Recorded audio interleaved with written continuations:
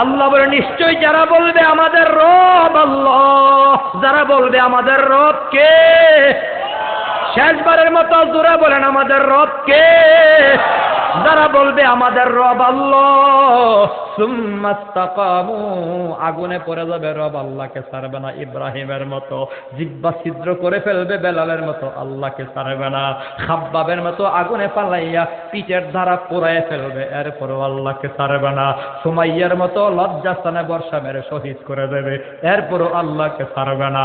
এমন মজবুত আল্লাহরে ধরবে, আল্লাহকে ছাড়বে না, শহীদ হয়ে গেল তার টেনশন নাই, চিন্তা নাই। রহমতের ফেরেশতারা আসবে, আয়েশা বলবে বান্দা তোর চিন্তা নাই, টেনশন নাই, আল্লাহ তোর জন্য জান্নাত বানায়া রাখছে। অতএব মুসলমান বাবার ভাইয়ের আমার, ওই জাহান্নামের আগুনের ভয়, যে জাহান্নামের আগুনের পাশ থেকে ঘুরে আনলে কলিজা পুড়িয়া যাবে। ও মুসলমান, পয়গম্বর আরবি বলেন জাহান্নামের আগুনে কোনো বান্দাকে যখন দাঁড় করানো হবে, গোশতগুলো খসে খসে চেহারা থেকে পড়ে যাবে। আম্মা বা'দু ফাআউযু বিল্লাহি মিনাশ শাইতানির রাজীম।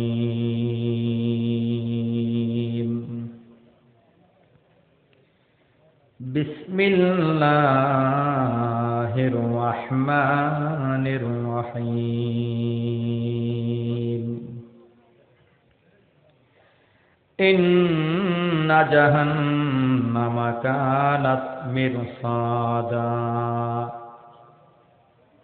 লিত্তাগিনা মাআবা লাবিসিনা ফিহা আহকাবা লা ইয়াযুকুনা ফিহা বারদান ওয়া সালামা লা ইয়াযুকুনা ফিহা বারদান ওয়ালা শারাবা ইল্লা হামিমান ওয়া গাসসাকা। সাদাকাল্লাহুল আযীম। وقال سبحانه وتعالى في شأن حبيبه ومحبوبه ومعشوقه: إن الله وملائكته يصلون على النبي يا أيها الذين آمنوا صلوا عليه وسلموا تسليما।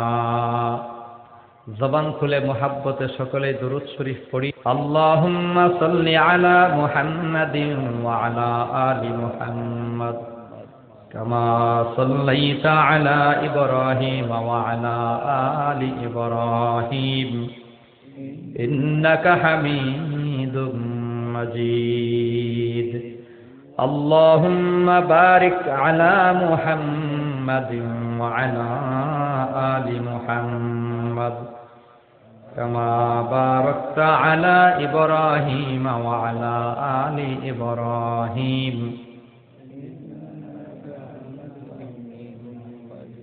صلى الله عليه وسلم। যজন দিবসে মনের হরষে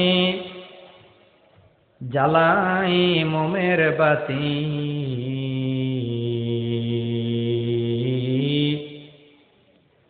আশু গৃহে তার দেখিবে না আর নিশীতে প্রদীপ বাতি, আশু গৃহে তার দেখিবে না আর নিশীতে প্রদীপ বাতি। নদীর পার ভাঙ্গে ওপার গড়ে, এই তো নদীর খেলা,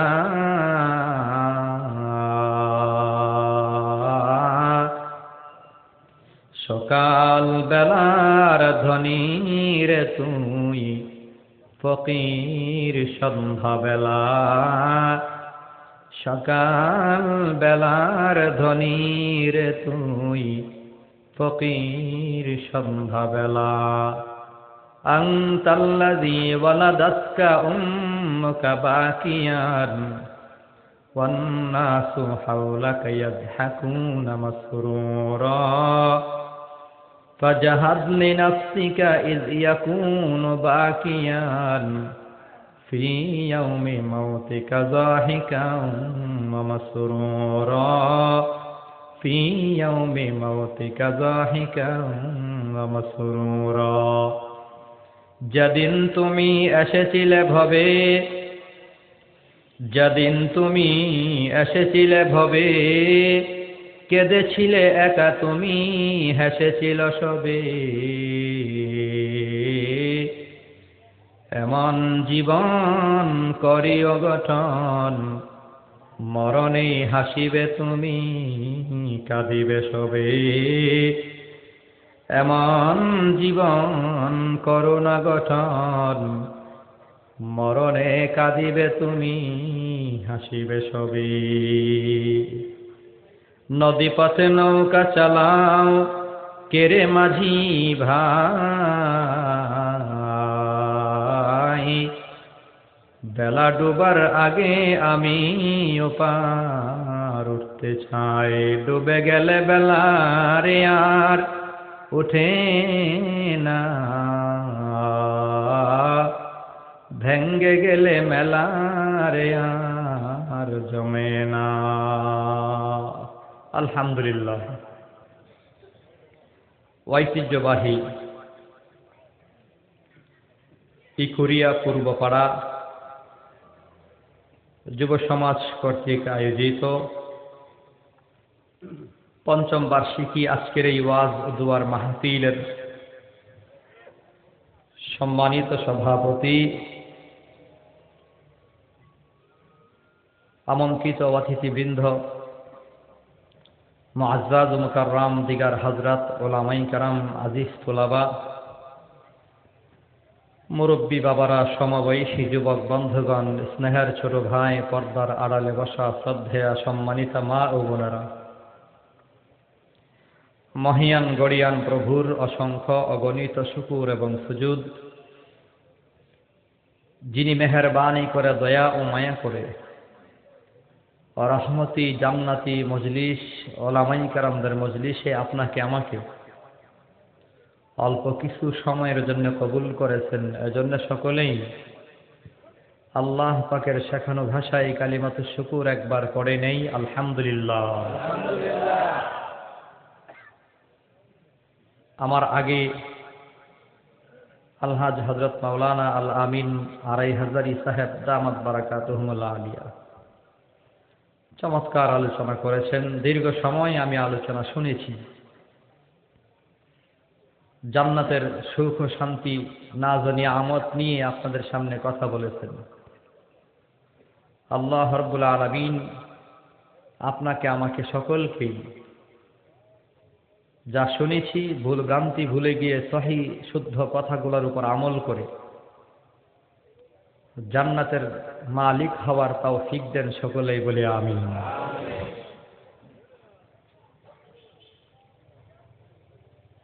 পয়গম্বর আরবি সাল্লাল্লাহু আলাইহি ওয়াসাল্লাম বলেন, বনি ইসরাইলের উম্মতগণ ৭২ ভাগে বিভক্ত, আর আমার উম্মত আখিরি জামানার উম্মত ৭৩ ভাগে বিভক্ত। ৭২ দল জান্নাতি হবে একটি দল, ৭২ দল জাহান্নামী হবে একটি দল জান্নাতি হবে। ওই ৭২ দল যারা জাহান্নামী হবে তারা কারা? হিন্দু, খ্রিস্টান, বৌদ্ধ, ইহুদি, বেঈমান, নাফরমান বলে না। ওই ৭২ দলে যারা থাকবে সকলেই মুমিন, মুসলমান। রাসূল করিম সাল্লাল্লাহু আলাইহি ওয়াসাল্লাম বলেন, ১,০০০ মানুষের ভেতর থেকে মাত্র একজন জান্নাতে যাবে, বাকি ৯৯৯ জন জাহান্নামী হবে। জান্নাতীদের তুলনায় জাহান্নামীদের সংখ্যা কম না বেশি? কথা বুঝেন নাই? আল্লাহ, মুসলমানদের ভেতরেই ৭৩ দলে বিভক্ত হবে, আমরাই হব। এখানে আমরা যারা হাজির হয়েছি, প্রথমত ধরে নেন পৃথিবীতে আর মুসলমান নাই, আমরাই শুধু মুসলমান, এটা ধরে নেন, মনে করে কয়েক মিনিটের জন্য। এই মুসলমান যারা আমরা এখানে জমা হয়েছি, এখান থেকেই ধরে নেন, এখান থেকেই ৭২ ভাগ জাহান্নামী হবে, একটি মাত্র দল জান্নাতি হবে, মুসলমানদের ভেতরেই। অতএব জান্নাতের বয়ান তো শুনেছি, জাহান্নামী তো বেশি। যদি আল্লাহ হাসরের দিন হিসাব শুরু করে দেয়, যদি শুধুমাত্র দাঁড় করিয়ে দেয়, বান্দা তুমি একটু হিসাব দিয়ে যাও, তো জাহান্নামে যেতেই হবে, যদি আল্লাহ মাফ না করে দেন। কেউ জাহান্নামে থাকবে একদিন, কেউ এক সপ্তাহ, কেউ এক মাস, কেউ এক বছর, কেউ 1000 বছর, শতাব্দী কি শতাব্দী সে জাহান্নামের আগুনে থাকবে। লাবিসিনা ফিহা আহকাবা, 1000 বছর জাহান্নামে থাকবে। তবে ঈমান থাকার কারণে দীর্ঘ সময় জাহান্নামে থাকার পরেও বান্দাকে আল্লাহ জান্নাত দেবে। সর্বশেষে যে জান্নাতে যাবে, তার জান্নাতটাও পৃথিবীর 10 গুণ বড়। সর্বশেষে যাকে আল্লাহ জান্নাত দেবে, তার জান্নাতটাও পৃথিবীর কত গুণ বড়? 10 গুণ বড়। তবে ওই জান্নাতে যাওয়ার আগেও হাজার হাজার হাজার হাজার বৎসর জাহান্নামের আগুনে জ্বলতে হবে। ওই আগুন সহ্য করবার ক্ষমতা আছে নাকি? কথা কন না, আছে? এটা কেমন আগুন? قال سبحانه وتعالى نار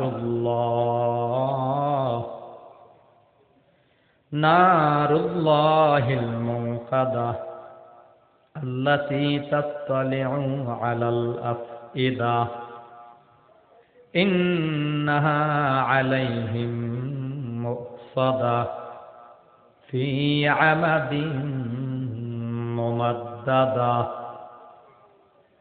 আল্লাহ বলে জাহান্নামের আগুন হলো আল্লাহর আগুন। কার আগুন? আরো জোরে বলেন। মেজবাতির আগুনের পাওয়ার আছে না নাই? কারেন্টের আগুনের পাওয়ার আছে না নাই? মেজবাতির আগুন এত পাওয়ার, আজকেও ঢাকা টিকাটুলি সুপার মার্কেটে আগুন লেগেছে, অনেকগুলো দোকান করে অবশ্য হয়ে গেছে। মেজবাতির একটা কাঠির আগুনের পাওয়ার কত?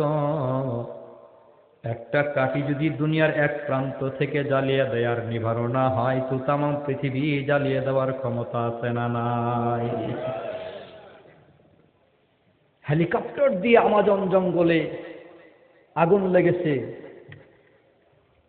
কার্গো বিমান হেলিকপ্টার দিয়ে পানি দিয়েও নিভাতে পারছে না, আগুনের তো পাওয়ার।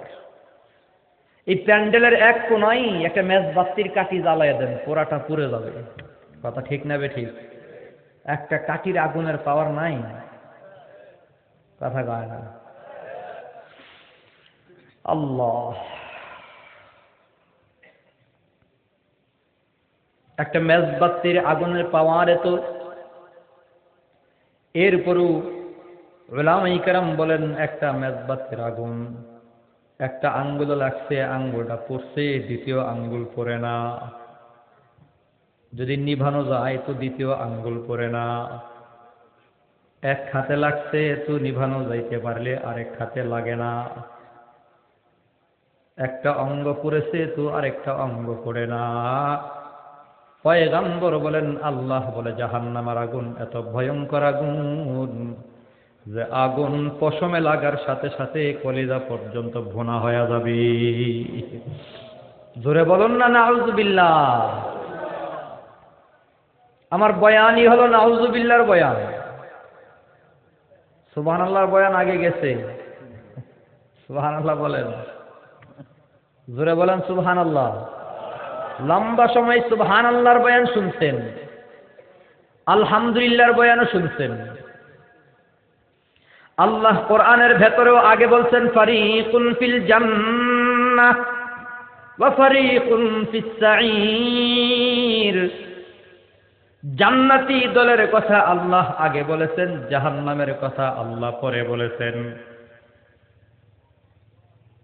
বাচ্চাকে সর্বপ্রথম আদর করো, মোহাব্বত করো, ভালো ভালো খাবারের লোভ দেখায় স্কুল মাদ্রাসায় পাঠাও। সন্তান যাও, মাদ্রাসায় যাবে, স্কুলে যাবে, তো তোমার জন্য মজার খাবার আছে, মজার পুরস্কার আছে। সর্বপ্রথম সন্তানকে ভালো করে সুন্দর করে বোঝাও, আদর স্নেহ মোহাব্বত করে স্কুল মাদ্রাসায় মক্তবে পাঠাও। আদর স্নেহ মোহাব্বতে যদি না যায় তো মাঝে মধ্যে বেতার বাড়িও দেখানো লাগে কি লাগে না? ভয় দেখাও, ধমক দাও। এরে সন্তান, মা বলবে সন্তান আমি তোমারে মোহাব্বত করি, ভালোবাসি, কিন্তু তোমার বাবা বাড়ি আসলে কিন্তু খবর আছে স্কুলে কেন গেলা না? মাঝে মধ্যে মায়েও ধমক দেয়, থাপ্পড় দেয়।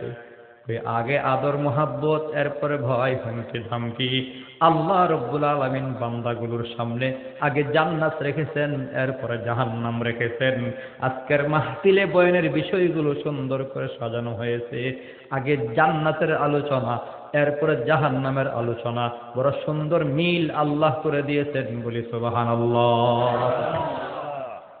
কোরআন শরীফে যেইভাবে আলোচনা হয়েছে ওইভাবেই আল্লাহ মিলাইয়া দিয়েছে।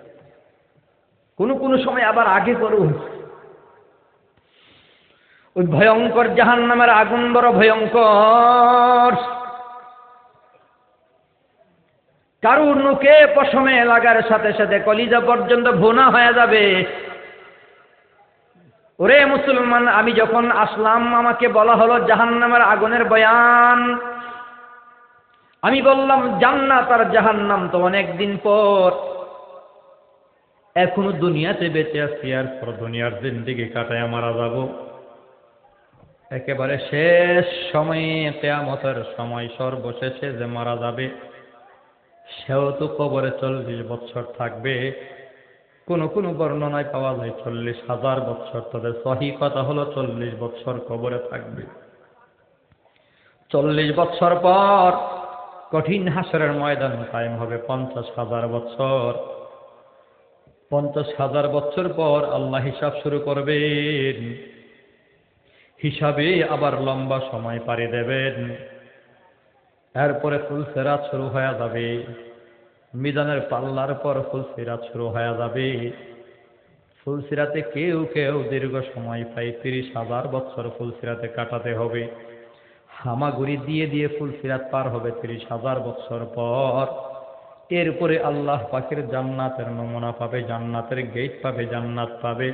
জান্নাতে যাওয়ার আগে লম্বা সময় আছে না না? আমি বললাম এত হাজার হাজার বছর পরের বয়ান।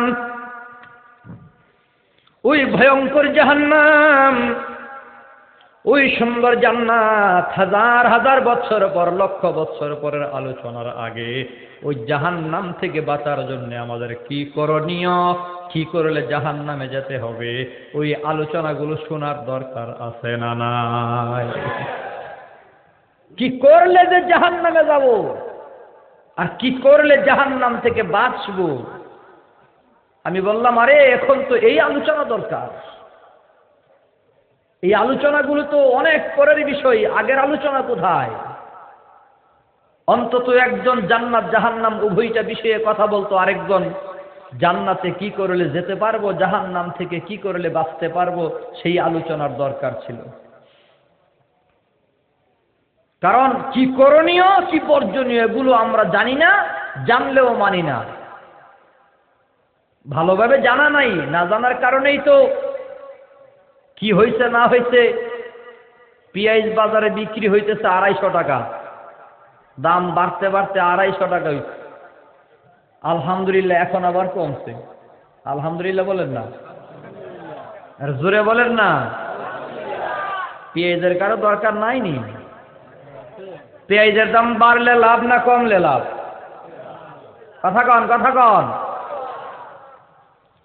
আজকে পাকিস্তান থেকে সম্ভবত কার্গো বিমানে বাংলাদেশে পেঁয়াজ আসছে, আলহামদুলিল্লাহ বলেন। পাকিস্তানি পেঁয়াজ খাইলেনি আবার রাজাকার হয়ে যায়, বলা তো যায় না। আল্লাহ তামাম পৃথিবী থেকে যুদ্ধ, দ্বন্দ্ব, ফিতনা, ফাসাদ আল্লাহ দূর করে দেন, সকলে বলে আমিন।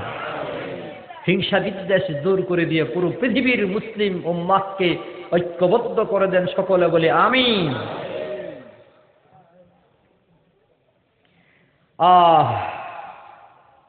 পেঁয়াজ বাড়ছে কিভাবে আমরা সকলেই তো দেখছি। সিন্ডিকেট করেছে একদল অসাধু ব্যবসায়ী, স্টক করেছে, জমা করেছে। আর 1500 বছর আগে ইসলাম জরুরি পণ্য বস্তুকে স্টক করা, জমা করা হারাম করে দিয়েছে। সুবহানাল্লাহ বলেন না। অসাধু ব্যবসায়ীদের ভেতরে যদি জাহান্নামের আগুনের ভয় থাকতো, তাহলে তারা এইভাবে পেঁয়াজকে জমা রেখে কোটি কোটি টাকার পেঁয়াজ পচাইতে পারত না। আজকেও খবর পাওয়া গেছে নদীর মধ্যে, খালের মাঝে, ব্রিজের নিচে লক্ষ লক্ষ কোটি টাকার পচা পেঁয়াজের বস্তা পাওয়া যাচ্ছে। এই যে পেঁয়াজ স্টক করে গুডাউনে রেখে রেখে পচিয়ে ফেলেছে, তারপরও মানুষকে খেতে দেয় নাই। যারা স্টক করে পেঁয়াজকে পচিয়েছে তাদের ঈমান পচা, তাদের দিল পচা, তাদের জিন্দেগি পচা, কোনো সন্দেহ নাই। ভাবতেছো মানুষের মনে কষ্ট দিয়ে, মানুষকে আঘাত দিয়ে, মানুষকে না খেয়ে তুমি কোটিপতি হয়ে যাবা? আল্লাহ কই পচে দেবে। ধনী বানাবার মালিককে আল্লাহ। একটু কথা ফাঁকি দিয়ে বলে দেই, যেহেতু মনে আসছে, ধনী বানাবার মালিককে পেঁয়াজ গোডাউনে জমা রেখে ধনী হওয়ার সুযোগ নাই। আল্লাহ বুঝাইয়ে দিচ্ছেন, গোডাউনে যা ছিল পয়সা গোবর। আল্লাহ তো জনগণের পক্ষে। কথা ঠিক না বেঠিক? আল্লাহ তো আমাদের পক্ষে, আলহামদুলিল্লাহ বলেন না। ইসলামের বিধান তারা মানে নাই, স্টক করে জমা রাখা হারাম। গেল পেঁয়াজের খবর, এরপরে হঠাৎ কি হলো, লবণের দাম বেড়ে গেছে। মহিলাদের ভিড়, ছোট ছোট দোকানে মহিলাদের ভিড়, গুতাগুতি ঠেলাঠেলি, আবার কিছু চুলাচুলি মারামারিও হয়েছে কোনো কোনো জায়গায়। কথা ঠিক না বেঠিক? লবণের দাম বলে বেড়ে গেছে, কি আজীব। অথচ পরিষ্কার ভুয়া এবং গুজব। এই কাজগুলো অসাধু ব্যবসায়ীরাই করে থাকে। একটা গুজব ছড়িয়ে যদি মাঝখান দিয়ে কিছু ফায়দা ফিকির করা যায়। কোন কোন চালাক মানুষ খুব ঠকছে, 30টা 35টা এক বস্তা 100-150 কিনে ফেলছে, আর ভাবতেছে কি জিতা দিচ্ছি রে। পরে মাথায় হাত দেয় একবার, পাতায় হাত দেয় 2বার, করলাম নাকি। 1 ঘন্টা পরেই যখন পুলিশের অভিযান, দাম বেশি রাখলি জেল। এরপরেই মাথা নষ্ট, আহারে 1 বস্তা কিনা লইলাম, কি আজীব। মেয়ে চালাকি করে বড় হওয়া যাবে? কি বলেন? আল্লাহর চেয়ে বড় চালাক আর কেউ আছে নাকি? কথা বলেন না। সবচেয়ে বেশি বড় চালাক কে? আল্লাহ। মহব্বতে আওয়াজ দিয়ে বলেন কে? ওয়া মাকারু ওয়া মাকারাল্লাহ ওয়াল্লাহু খায়রুল মাকিরিন। সবচেয়ে বড় চালাক কে? আরো জোরে বলেন। 35 টাকার লবণ 50 টাকায়, 100 টাকাও বিক্রি হয়েছে। গুজব ছড়িয়ে দাম বাড়িয়ে দিচ্ছে। এই গুজব যারা ছড়ায় আল্লাহ তাদেরকে হেদায়েত দান করেন, সকলে বলি আমিন। প্রশাসন তো হয়রান পেরেশান, খাওয়া নাই ঘুম নাই, এর করলো কি? ফেসবুক নামের এক গজব আছে, এইটার মধ্যে একটা ছাড়লেই শুরু হয়ে গেছে দরবার। কোনো যাচাই নাই, তদন্ত নাই, কে বা কোন পাগল ছাগল ফেসবুকে কি লেখলো না লেখলো, এই নিয়েই আমরা এখন দৌড় শুরু করি। কথা ঠিক না? একজনা কয় সিলে তোর কান লয়ে গেছে, হ্যাঁ দিচ্ছে দৌড় সিলের পেছনে। আরেকজন থাবা দিয়ে কয় এই কোথায় যাও, কই সিলের পেছনে, সিলে কান নিয়ে গেছে। কই পাগল কানে হাত দিয়া দেখ কান আছে না নাই। আজকের থেকে সিদ্ধান্ত নেন, এই 17 কোটি বাঙালি আমরা সিদ্ধান্ত নিতে হবে, কোন রকমের কোন গুজবে আমরা কান দেব না। কথা বলুন ঠিক কিনা? আমি তো মাঝে মধ্যেই বলি এসব গুজব আসলে গুজব না, এগুলো যেন আসমানি গজব। গুজবে কান দেবেন না মিয়া। যদি মনে করেন কোন বস্তু বা পণ্যের দাম বেড়ে গেছে, খবর পেয়েছেন ফেসবুকের মাধ্যমে, তাহলে সাথে সাথে সিদ্ধান্ত নেন, দেখি কতটুকু বাড়তে পারে। 16 কোটি মানুষ বা 17 কোটি মানুষ আমরা একজনও 1 কেজির বাহিরে কিনবো না, বেশি কিনবো না। দাম যত বাড়তে পারে বাড়ুক, প্রয়োজনে 1 সপ্তাহ না খেয়ে থাকবো, তারপরেও উচিত মূল্য থেকে বেশি দিয়ে আমরা ক্রয় করব না। দেখি দোকানদার করে কি। যদি আমরা সিদ্ধান্ত নিতে পারি দাম যতই বাড়ুক না কেন, যেহেতু কাঁচামাল কিনবো না, দেখা যাক কি করা যায়। দোকানদার বাড়ি বাড়ি এসে পায়ে ধরে বিক্রি করে যাবে। কথা বলুন ঠিক কিনা? কিনবো না আজকের থেকে, পারবেন তো ইনশাল্লাহ? ওই হুজুর ঠগাইয়া দিয়া যান না, যদি না কিনি যেই ঠকা ঠকলাম। কোনো টেনশন নেবেন না। বাংলাদেশে এই বছর বাংলাদেশের ইতিহাসে প্রায় সম্ভবত 58 বছরের রেকর্ড তলে পড়ে গেছে, নিচে পড়ে গেছে। লবণ উৎপাদন করছে 58 বছরের ভেতরে এই বছর সবচেয়ে বেশি লবণ উৎপাদন হয়েছে, বলুন আলহামদুলিল্লাহ। কেউ যদি বেশি বলে দোকানদার সাথে সাথে 999 পুলিশকে ফোন দেবেন। পারবেন তো ইনশাআল্লাহ? দোকানদার 35 টাকার লবণকে 80 টাকা বলতেছে, ঠিক হয়ে যাবে। কথা বলুন ঠিক কিনা? আর দোকানদার ভাইদের পায়ে ধরে বলবো, সুযোগে সদ্ব্যবহার এগুলো আমরা ছেড়ে দেই। ধনী বানিয়ে দেবেন কে? কথা বলেন না। ধনী বানিয়ে দেবেন কে? জাহান্নামের আগুনের ভয় দিলের ভেতরে ঢোকান। কি আপনাদের খারাপ লাগতেছে নাকি? সমস্যা হচ্ছে নাকি? আল্লাহ ধনী বানিয়ে দেবেন আল্লাহ। অতএব কোন জিনিসের দাম হুট করে বাড়ানোর দরকার নাই। আমি ফেসবুকে একজন ব্যবসায়ীকে পেয়েছি, সে কয়েক বস্তা লবণ বিক্রি করেছে, 1 টাকাও বেশি বিক্রি করে নাই। আলহামদুলিল্লাহ বলেন। তো একজন জিজ্ঞাসা করলো, সকলেই তো বেশি বেশি বিক্রি করে, দাম বেশি রাখে, আপনি বেশি রাখেন না কেন? কই আমি তো 35 টাকা করে বিক্রি করলেই আমার যা লাভ হবার তা লাভ হয়। অথচ আরো বড় কথা হলো, গতকাল যা বিক্রি করেছি আজকে এর চেয়ে কয়েক গুণ বেশি বিক্রি করেছি। বিক্রি যেহেতু বেশি হয়েছে, আজকে তো লাভ এমনিতে বেশি হয়েছে, এর চেয়ে বেশি লাভের তো আমার দরকার নেই। হাত পা নাড়িয়ে হালাল তরিকায় কোন রকম রাস্তায় চলবো। রিজিকের মালিক আল্লাহ, রিজিকের ব্যবস্থা করে দেবেন কে? আল্লাহ। মহাব্বতে বলেন কে?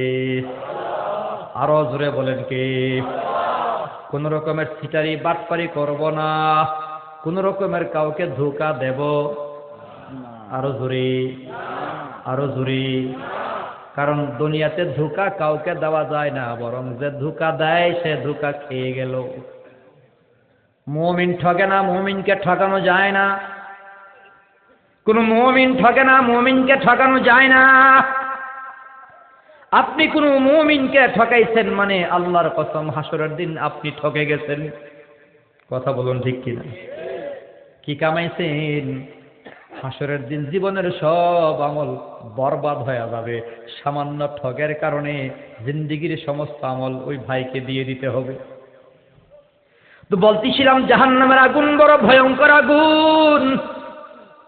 দুনিয়ার আগুনকে 1000 বছর জ্বালাবার পর আল্লাহ নবী পয়গম্বর আরবি সাল্লাল্লাহু আলাইহি ওয়াসাল্লাম বলেন 1000 বছর আগুনকে জ্বালাবার পর, চেতাবার পর, জাল দেওয়ার পর, ফুটাবার পর দুনিয়ার আগুনটা যেন সাদা বর্ণের হয়ে গেল। 1000 বছর আবার এই আগুনটাকে জাল দেওয়ার পর আগুনটা কালো বর্ণের হয়ে গেল। জাহান্নামের আগুন এত ভয়ঙ্কর কালো আগুন, আপন মা বাবা সন্তানের পাশে থাকবে, বাবা তার ছেলের পাশে থাকবে, ছেলে তার বাবার পাশে থাকবে, মা তার মেয়ের পাশে থাকবে। এত পাশাপাশি থাকার পরও জাহান্নামের আগুন ভয়ঙ্কর কালো হওয়ার কারণে আপন মা বাবা তার সন্তানকে চিনবে না, সন্তান তার মা বাবাকে চিনবে না। মুসলমান বাবারা, ভাইয়ের আমার, সাবধান সাবধান। আল্লাহ পাক রব্বুল আলামিন বলে ইন্না জাহান্নামা কানাত মিরসাদা, নিশ্চয়ই জাহান্নাম প্রতীক্ষায় থাকবে লিত্তাগিনা মাআবা, সীমা লঙ্ঘনকারীদের আশ্রয়স্থল হিসেবে। যারা আল্লাহর হুকুম মানে নাই, আল্লাহর হুকুম পালন করে নাই, আল্লাহর নিষেধকে বর্জন করে নাই, সীমাকে অতিক্রম করেছে, সীমাকে লঙ্ঘন করেছে। জন্ম থেকে নিয়ে মৃত্যু পর্যন্ত মানুষের চাল চলনের সীমানা আছে না নাই? কথা বলুন, আছে না নাই? বান্দা সব জায়গায় সীমানা দেওয়া আছে।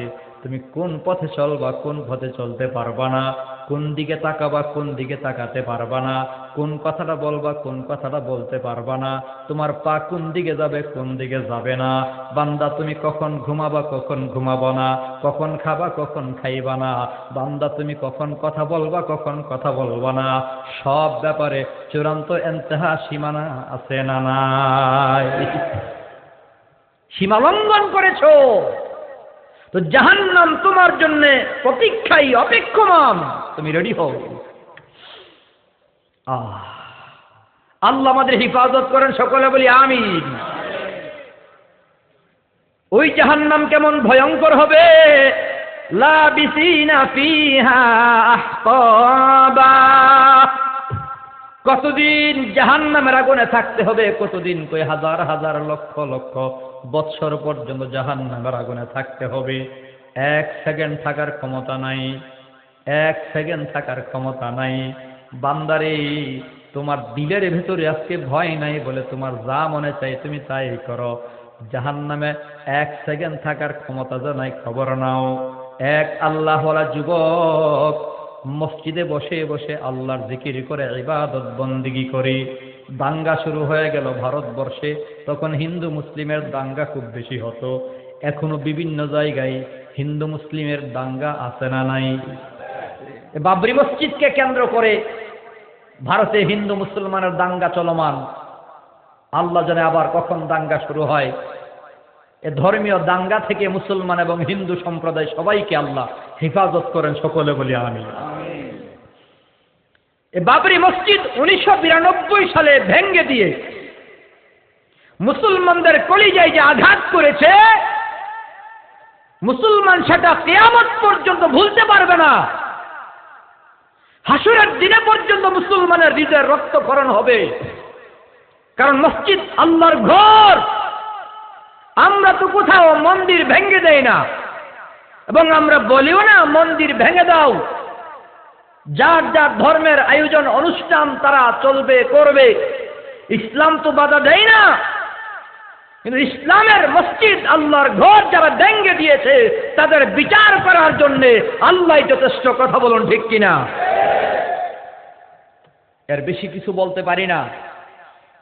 বলার ভেতরে অনেক বাধা, অনেক আপত্তি। কারণ কোনো কোনো মুসলমান কপাল পোড়া আছে, মসজিদ ভেঙ্গে দিলেও তার দিলে কষ্ট লাগে না, মাদ্রাসা ভেঙ্গে দিলেও তার আঘাত লাগে না, দাড়ি টুপি পাঞ্জাবি নিয়ে কটাক্ষ করলেও তার খারাপ লাগে না, পাঞ্জাবি দাড়ি নিয়ে ঠাট্টা মস্করা করলেও তার খারাপ লাগে না, ইসলামকে জবাই করে দিলেও তার কষ্ট লাগে না।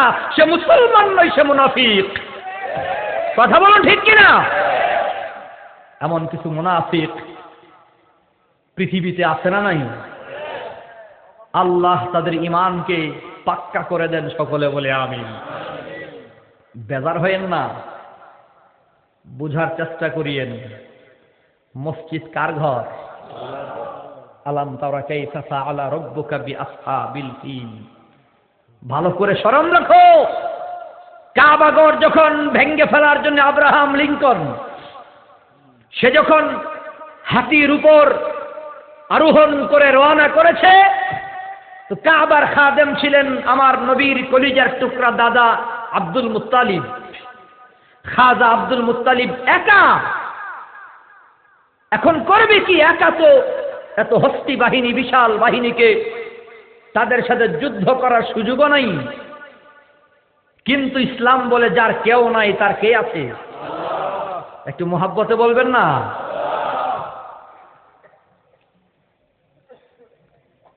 আলাম ইয়াজআল কাইদাহুম ফি তাদলিল ওয়া আরসালা আলাইহিম তায়রান আবাবিল। সুবহানাল্লাহ বলেন। আব্দুল মুত্তালিব কাবাগর তথা এরিয়া ছেড়ে চলে গেলেন। এর আগে আল্লাহর কাছে দোয়া করেছে, আল্লাহ আমি তো একা, আমি দুর্বল, আমি অসহায়, আমার তো সে ক্ষমতা নেই তাদের সাথে যুদ্ধ করার। আমি তোমার ঘর তোমার উপর ছেড়ে দিলাম। সুবহানাল্লাহ বলেন। কাফের বেঈমানরা যখন কাবাগর ভাঙতে আসছে, আল্লাহ পাক রব্বুল আলামিন আবাবিল পাখি ছেড়ে দিয়েছেন, যারা পাথর মুখে নিয়ে ছেড়ে দেয় আর হাতির উপর আরোহী সৈনিকের মাথায় পড়ে, ওই মাথায় পরে পাথরটা শরীর ভেদ করে পায়খানার রাস্তা দিয়ে বের হলে হাতি পর্যন্ত ছিদ্র হয়ে পড়ে যায়। একটা পাথর ছেড়ে দেয়, আরোহী মারা যায়, ওই বাহন মারা যায়, হাতিও মারা যায়, সৈনিকও মারা যায়। যার কেউ নাই তার কে আছে? আর জোরে বলেন না। তো বাবরি মসজিদের ব্যাপারে আমি মনে করি 2 রাকাত নামাজ পড়ে আল্লাহর কাছে কান্নাকাটি করা, আল্লাহ এই মসজিদকে তুমি রক্ষা করো, কারণ মসজিদ তোমার ঘর। রক্ষা করার সবচেয়ে বেশি ক্ষমতা কার? জোরে বলেন কার? 2 রাকাত নামাজ পড়ে কেঁদে কেঁদে আল্লাহর কাছে বলতে পারবো তো? টেনশন নিয়েন না। ভারতের বহু হিন্দু সম্প্রদায় এই মসজিদের পক্ষে, সাবেক বিচারপতিগণ মসজিদের পক্ষে।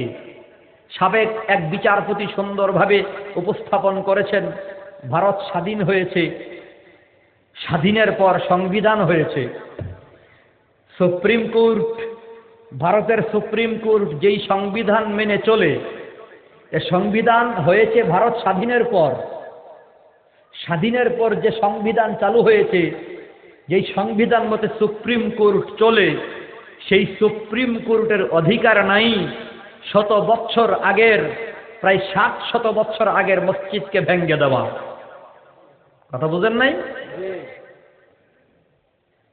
কারণ ভারতের সংবিধানে স্পষ্ট লেখা রয়েছে, যেখানে সেজদার জায়গা সেটা মসজিদ। সুবহানাল্লাহ বলেন। মানুষ একসাথে জমা হয়ে যেখানে সেজদা দেয়, যেখানে নামাজ আদায় করে, যেখানে জামাত কায়েম হয়, ভারতের সংবিধানে লেখা হলো সে জায়গাটা মসজিদ। অতএব এটা মসজিদ হিসাবেই থাকবে। ভারতের তারা দাবি করে ভারত হলো পৃথিবীতে একমাত্র দেশ যারা গণতন্ত্রকে 100% প্রতিষ্ঠা করেছে। যার যার ধর্ম নিয়ে তার ধর্ম মতো চলবে, কোনো বাধা নাই সংবিধান বলে। সংবিধান চালু হয়েছে মাত্র 47-48 সনে। কথা ঠিক না? ভারত পাকিস্তান যখন ডিভাইডেড হলো, আলাদা হলো, তো সংবিধান হয়েছে মাত্র কয়দিন হলো। কিন্তু 100 বছরের আগের মসজিদ ভেঙ্গে দেওয়ার অধিকার সুপ্রিম কোর্টের নাই। অতএব হিন্দু সাবেক বিচারপতি বলেছেন, সুপ্রিম কোর্টের রায় এটা রায় নয়, এটা কলঙ্কজনক অধ্যায় হয়েছে। এ রায় হিন্দুরা যেখানে মানে নাই, আমরা মুসলমান মানতে পারি না। কথা বলুন ঠিক কিনা? যদি এই মসজিদ উদ্ধারের জন্য মুসলিম কোন নেতা যদি আল্লাহ পাঠিয়ে দেন ইমাম মাহদির মতো, আমরা সেই দলের পতাকা তোলে যার যা কিছু আছে জীবন যদি দিতে হয় জীবন দিতে রাজি আছি তো ইনশাআল্লাহ? রাজি আছি তো ইনশাআল্লাহ? আল্লাহ কবুল করেন, সকলে বলি আমিন। আরো মুহাব্বতে বলি আমিন। ভয় পান নাকি আপনারা? ভয় পান, টেনশন, চিন্তা পেরেশানি। আমি মিরপুর 1 নম্বর বাস স্ট্যান্ড কেন্দ্রীয় মসজিদে বয়ান করি।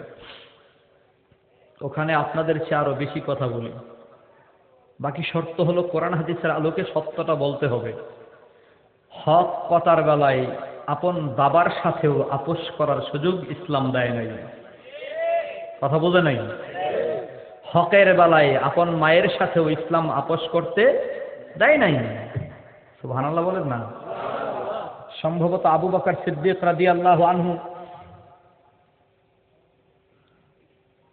তার বাবা না তার ছেলে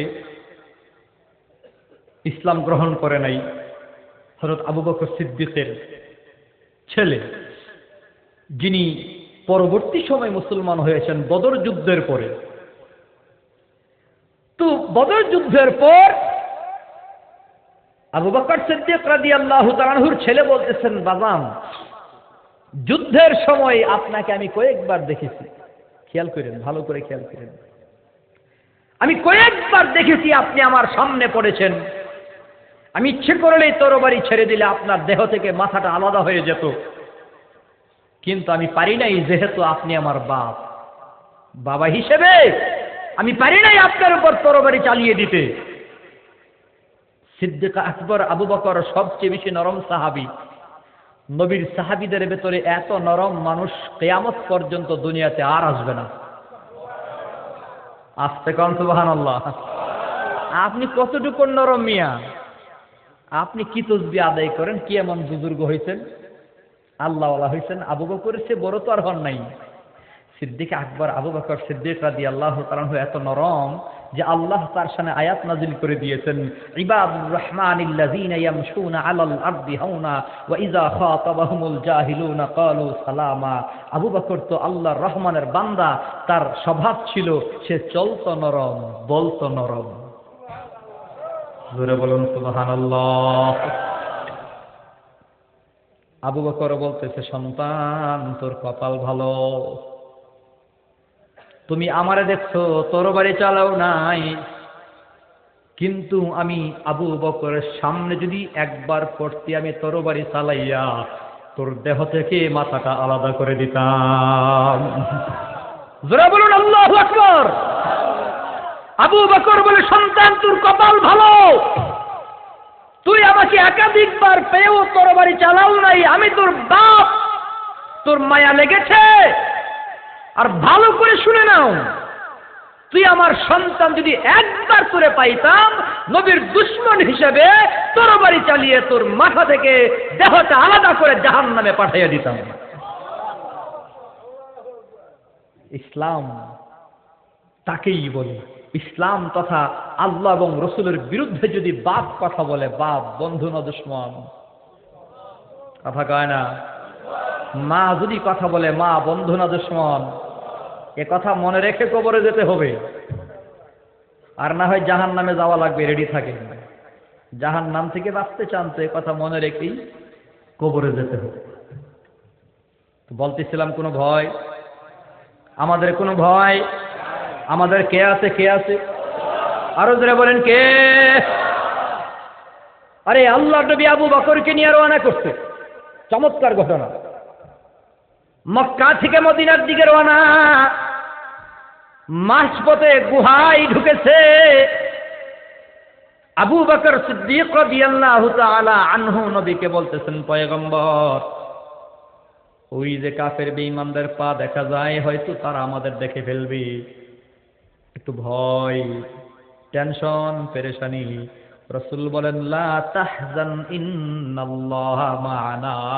আবু বকর, কোনো টেনশন নাই, চিন্তা নাই, আমাদের সাথে কে আছে? ওই আল্লাহ এখনো আছে না নাই? আচ্ছা মানুষ বলো দেখি, রাত্রি কেন কালো? চাঁদ সূরজ কোথা হতে পেল এত আলো? পশু পাখি কয় না কথা, মানুষ কেন কয়? বলো বলো এসব মানুষ কেমন করে হয়, ফুলগুলো সব নানান রঙের কেমন করে হয়, পাতাগুলো সবুজ বটে ফুলের মতো নয়, দুধ কেন হয় সাদা মরিচি কেন ঝাল, আমগুলো সব পাকলে পরে কেমন হয় তা লাল। আমরা সবাই বাস করি ভাই এই দুনিয়ার রঙে, হাতের রেখা আর চেহারা মিলে না কারো সঙ্গে, আর মিলে না কথার ধরন আঙ্গুলের টিপ, আল্লাহ তাআলা একজন আছেন প্রমাণ হলো ঠিক। আল্লাহ আছে না নাই? জোরে বলো মুমিন, আল্লাহ আছে না নাই? আল্লাহ যদি থাকে মুমিন তোমার ভয় নেই, টেনশন নাই, চিন্তা নাই। ওরে মুসলমান যুবক ভাই, যেটা বলতেছিলাম, যুবক মুসলমান মসজিদের ভেতরে ইবাদত করে, দাঙ্গা শুরু হয়ে গেছে। দাঙ্গার ভেতর দিয়া একজন হিন্দু যুবতী মেয়ে ঘর থেকে বের হইয়া দৌড়াতে দৌড়াতে সন্ত্রাসীরা আক্রমণ করেছে। এর ভেতর দিয়া নারী লোভী বহু হিন্দুতে রয়েছে, মুসলমানেও রয়েছে। সব ধর্মের ভেতরেই কিছু বদমাইশ প্রকৃতির সন্ত্রাস মাস্তান সমাজে আছে না নাই? আরো জোরে বলেন আছে না নাই? আজকে কি হয়ে গেল দেশের ভেতরে? কয়েকদিন আগে দেখলাম 5 বছরের একটা শিশু মেয়েকে দর্শন করে মেরে ফেলেছে। নাউজুবিল্লাহ, জোরে বলেন। আল্লাহ পাক হেফাজত করেন, সকলে বলি আমিন। হিন্দু যুবতী মেয়ে দৌড়াতে দৌড়াতে মসজিদের ভেতর ঢুকে গেছে, ঢুইকাই দরজা লাগাই দিছে। যুবক মসজিদের ভিতরে একাকী এশার নামাজের পর আল্লাহর জিকির করে যুবতী মেয়ে ঢুকার পর যুবক তো এবার হকচকি উঠেছে। বিস্মিত যুবক, এখন কি করব না জানি, আবার গোনায় মুক্তালা হয় নাকি।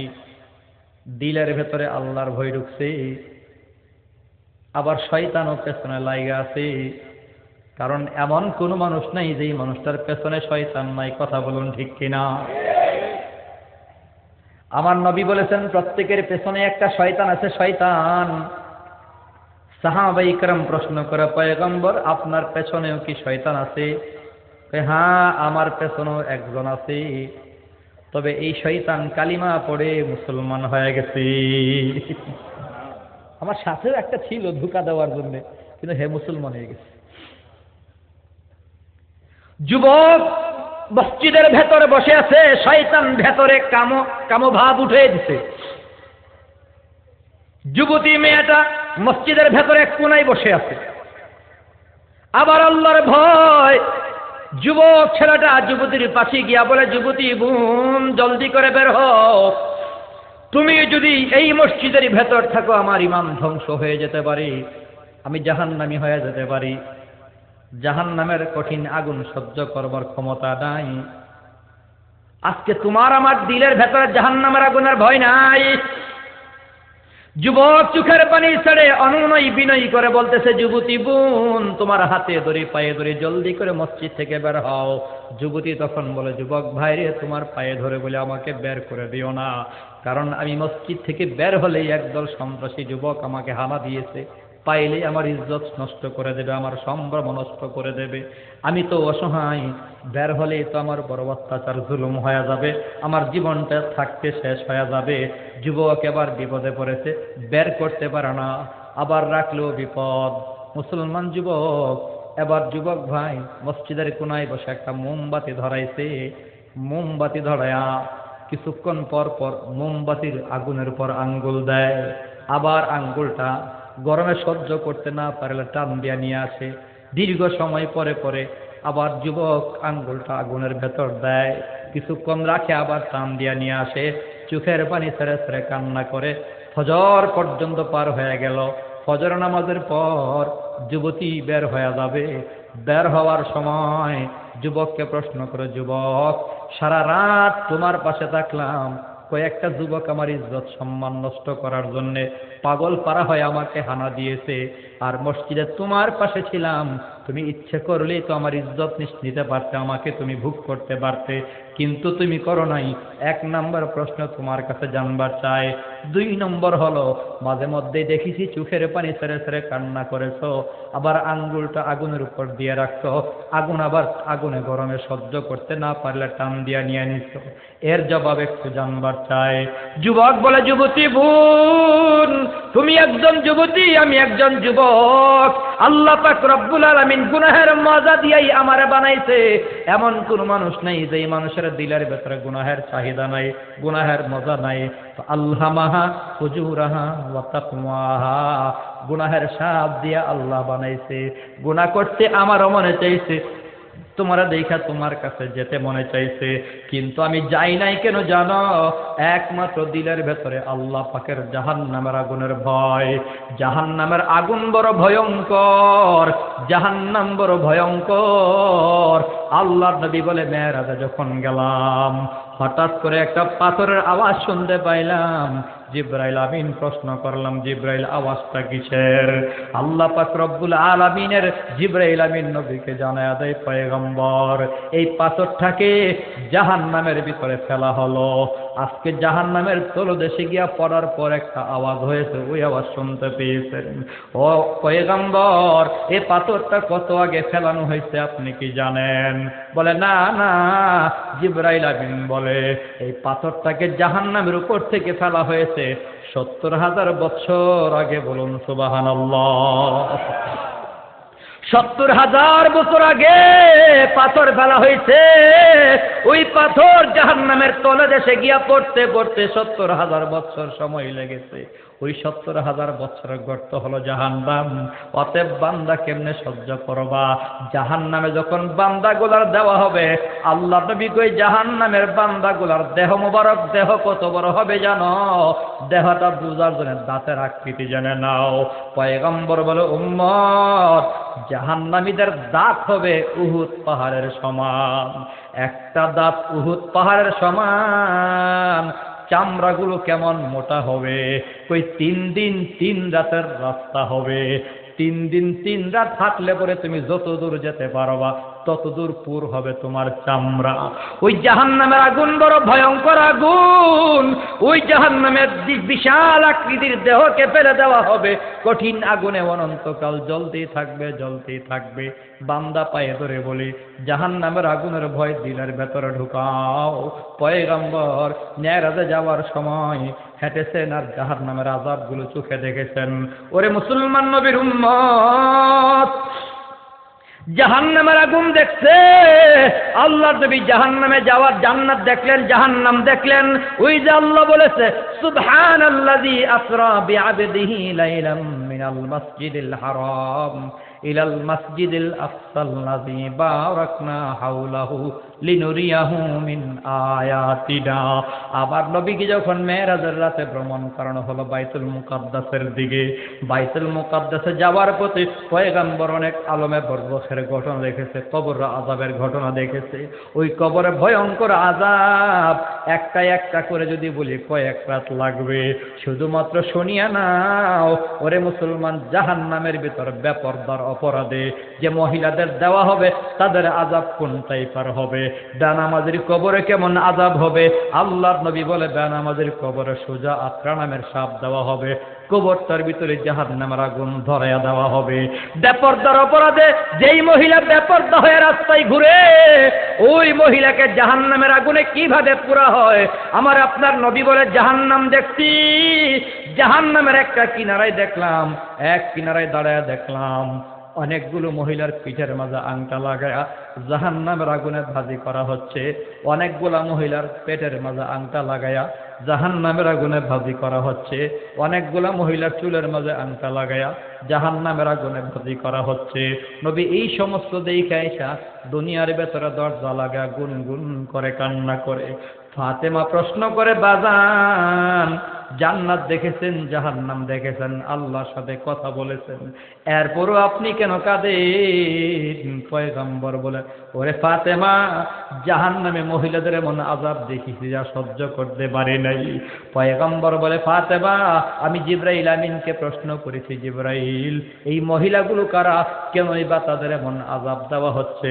জিবরাইল আমিন বলে, পয়গম্বর, এই মহিলাগুলো হলো আপনার উম্মতের মহিলা, যারা পরপুরুষের সামনে পেট খুইলা ঘুরে, পিঠ খুইলা ঘুরে, চুল খুইলা ঘুরে। তাদেরকে এমন এমন আযাব দেওয়া হচ্ছে। আমাদের সমাজে এমন অর্ধ উলঙ্গ মহিলা আছে না নাই? আছে না নাই? এ পর্দার আড়ালের মা,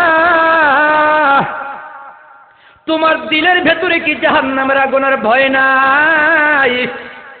ফাতেমা খবর পাইয়া কেমন ভয় ঢুকছে, কেমন ভয়।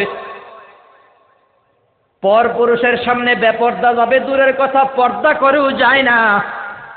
বুরকা গায়ে দিয়েও পর পুরুষের সামনে যায় না। আল্লাহ নবীর কন্যা ফাতেমা, যার ব্যাপারে নবী বলেছেন সাইয়্যিদাতু নিসাই আহলিল জান্নাহ, জান্নাতে যত রমণী প্রবেশ করবে সমস্ত রমণীদের সর্দারিনী হবে ফাতেমা। এত বড় বুজুর্গ ফাতেমা জাহান্নামের আগুনের ভয় যখন ঢুকছে, এরপরে ঘর থেকে বের হয় না, পর্দা করেও বের হয় না, বুরকা গায়ে দিয়েও বের হয় না। বলুন সুবহানাল্লাহ। ইন্তেকালের সময় ফাতেমা যখন মারা যাবে, রসুল চলে গেছেন, 6 মাস হয়েছে। রসুল যাওয়ার সময় ফাতেমা খুব কাঁদতেছেন, কারণ বাপ চলে যাচ্ছে, অসুস্থ আমার নবী বিছানায় পড়া। আম্মা জান আয়েশা সিদ্দিকা রাদিয়াল্লাহু আনহা বলেন, ফাতেমা নবীর কাছে আসছে, কাঁদতেছে। নবী একটু ডাক দিয়ে নিছে কাছে, কানে কানে কি যেন বলছে, তো ফাতেমা মুস্কি হাসি দিছে। সুবহানাল্লাহ। আম্মা জান আয়েশা সিদ্দিকা বলে, ফাতেমা নবীজি তোমার কাছে কি বলছে, তুমি যে হাসতেছ? বাপ বলছে খুব দ্রুত বাবার সাথে আমার জান্নাতে সাক্ষাৎ হয়ে যাবে। আরো জোরে বলুন সুবহানাল্লাহ। ফাতেমার ইন্তেকালের সময় এই কুরিয়ার মা বোনেরা পায়ে হাত দিয়া বলি, দিলের কান দিয়া শুনো। ফাতেমা ইন্তেকালের সময় তার স্বামী আলীকে ডাক দিয়া বলে, স্বামী গো, আমি মারা যাওয়ার পর গভীর রাতে নীরবে একেবারে নিভৃতে অন্ধকারে আড়ালে আমার কাফন করবেন, এলান করবেন না, মানুষকে জানাবেন না, ময়দানে হাজির করবেন না। জানাজার নামাজটাও গোপনে গোপনে হবে, কবরটাও আমাকে রাতের ভেতরে দেবেন। বলুন সুবহানাল্লাহ। আলী বলতেছেন, ফাতেমাটা কি হয়? তুমি হলে দু জাহানের সর্দারের মেয়ে, সরওয়ারে কায়নাতের মেয়ে। নবী এখন নাই, নবীর পরে পুরো পৃথিবীর মানুষ তো তোমার ভক্ত। তুমি জান্নাতে সমস্ত মহিলাদের সর্দারিনী হবে। তুমি মারা যাবে, তোমার জানাজা যদি গোপনে হয় তো মানুষের কিল গুতা কি সহ্য করতে পারবে? মানুষ তো তোমার প্রতি যে আবেগ, যে দরদ, যে মহাব্বত। আল্লাহ, ফাতেমা এত আমল করেছে, এত আমল, তারপরও জান্নাতের অধিকার আমার আছে এই কথা বলে ফাতেমা দুনিয়া থেকে বিদায় হতে পারে নাই। কাঁদতে কাঁদতে চোখের পানি ছেড়ে ছেড়ে হয়রান পেরেশান হয়ে গেছে জাহান্নামের আগুনের ভয়ে। আর আমরা কি একটু আমল করি না করি, জান্নাতের অধিকার নাকি আমরা পাইয়া যাই? আমাদের নাকি জান্নাতে যাওয়ার অধিকার আছে? অধিকার বলা যাবে না, জান্নাতে যাওয়ার আশা আপনি রাখতে পারেন, কারণ আপনার আমার গুনাহের চেয়েও আল্লাহ পাকের রহমত ছোট না বড়? আল্লাহ মাফ করলে যে কাউকে করতে পারে, কথা ঠিক কিনা? আল্লাহ ক্ষমা করে যে কাউকে জান্নাত দিতে পারে। কিন্তু আপনি ভালো কাজ করছেন না, এই অধিকারে আপনি জান্নাতে চলে যাবেন, তাহলে শুনে নেন, আপনার জন্যই রাসূল ৪০০০ বছর আগে বয়ান করেছে। আল্লাহর নবী বলে, এক বান্দাকে হাসরের দিন আল্লাহ ডাক দিয়ে বলবে, বান্দা তুমি যে জান্নাতে যাবে কি দিয়া যাবে? আমি তো ৫০০ বছরে ইবাদত করেছি, আমি আমার ইবাদতের অধিকারে জান্নাতে যাব। আল্লাহকে কি ইবাদত করেছ? তাহলে একটা সেজদা করে দেখো, একটা সেজদা দাও। বান্দা সেজদা করতে যাবে, কোমর বাঁকা করতে পারবে না। কোমরটা সেজদার সময় বাঁকা করাইছিল কে? কথা বলেন না। তুমি যে ইবাদত করেছো, কার তৌফিকে করেছো? আল্লাহ তোমাকে শক্তি দিয়েছে, সামর্থ্য দিয়েছে ভালো কিছু করার। তুমি তোমার ক্ষমতা, তুমি তোমার মেধা দিয়ে করো নাই। ভালো কাজ করার তৌফিক দিয়েছে কে? আল্লাহ। বান্দা তো এরপরে টেনশনে পড়ে গেছে। ফেরেশতাকে বলবে, ফেরেশতা আরেকটু করো, এই বান্দাটাকে জাহান্নামের কিনারায় একটু ঘুরাইয়া নিয়ে আসো। জাহান্নামে দেবে না, শুধু কিনারায় ঘোরাবে। জাহান্নাম কত ভয়ঙ্কর দেখেন, কিনারায় ঘুরাই আনবে। তার কলিজা ফেটে যাওয়ার মতো পানি পানি বলে চিৎকার শুরু করবে, কে আছো আমাকে পানি দাও। এক লোক বলবে পানি পানি, কে নেবেন পানি? এই যে ট্রেনে চলি আমরা, মাঝে মাঝে পানি বিক্রেতা উঠে না, সিট নাই, প্রচন্ড গরম, ঈদের ছুটি বাড়িতে যাব, ট্রেনে ওঠার পর গাদাগাদি করে দাঁড়াই, নড়ার সুযোগ নাই, কাত হওয়ার সুযোগ নাই, তখন মাঝে মধ্যে পানির পিপাসায় কাতর, এক বোতল পানি সামনে দিয়ে গেলে কার আগে কে নেবে? কথা ঠিক কিনা? সেদিন তো কঠিন হবে। আল্লাহ নবী বলে ময়দানটা তামার ময়দান হবে, আধাত উপরে সূর্য চলে আসবে, ভয়ঙ্কর সেদিন। বান্দা পানি পানি বলে চিৎকার শুরু করবে, আরেক বান্দা পানি নিয়ে ঘুরবে, পানি বিক্রি করবে, বিক্রেতা আছে সেখানে, হকার আছে, হকার। সুবহানাল্লাহ। কে আছো পানি নেবে? কই দে আমার এক গ্লাস পানি দে। ওখানে তো টাকা চলবে না, ওখানে মাল চলবে না, টাকা তো নাই, কি দিবি? কয় 500 বছরের ইবাদত দিতে হবে। আমার জিন্দিগি 500 বছরের ইবাদত তো আছেই, নিয়ে যা, এক গ্লাস পানি দে। জীবনের সব ইবাদত দিয়া এক গ্লাস পানি পান করবে, দিল ঠান্ডা, মাথা এখন ঠান্ডা। ঠান্ডা হওয়ার সাথেই আল্লাহ জিজ্ঞাসা করবে, বান্দা জান্নাতে যাবে কি দিয়া? আমার ইবাদত আছে না, কি আছে না? ইবাদত আছে না 500 বছরের? কই এক গ্লাস পানি যে খাইছো ভুলে গেছো? হায় রে, মাথা এখন গরম হয়ে যাবে। হাই হাই হাই হাই করলাম কি? ফাতেমার ইন্তেকালের সময় মনে আছে তো? আলীকে বলতেছে স্বামী, নীরবে নিবৃতে আড়ালে অন্ধকারে আমার কাফন হবে, আমার জানাজা হবে, আমার দাফন হবে, কাউকে বলবেন না। সুবহানাল্লাহ বলে। আলী বলতেছে না, এটা কোনোভাবেই সম্ভব নয়। ওরে ফাতেমা, তুমি হলে সরওয়ারে কায়নাতের সন্তান, তুমি মারা যাবে, লক্ষ মানুষ তোমার জানাজা পড়বার চাই, তুমি না করলে হবে না। ফাতেমা বলে, স্বামী আমার, আপনাকে অনুরোধ করি, বিনয়ের সাথে বলি, আমি মারা যাওয়ার পর আপনি এলান করবেন না, কারণটা আপনি জেনে নেন। আমি যদি মারা যাই, এলান করেন তো লক্ষ লক্ষ মানুষ জমা হয়ে যাবে, কঠিন ওই হাসরের দিন এই চিত্র ধরে ফেলবে। আমি যখন লাশ আমার ময়দানে হাজির হবে, আমার নাম শুনে লক্ষ লক্ষ মানুষ পঙ্গপালের মতো জমা হয়ে যাবে।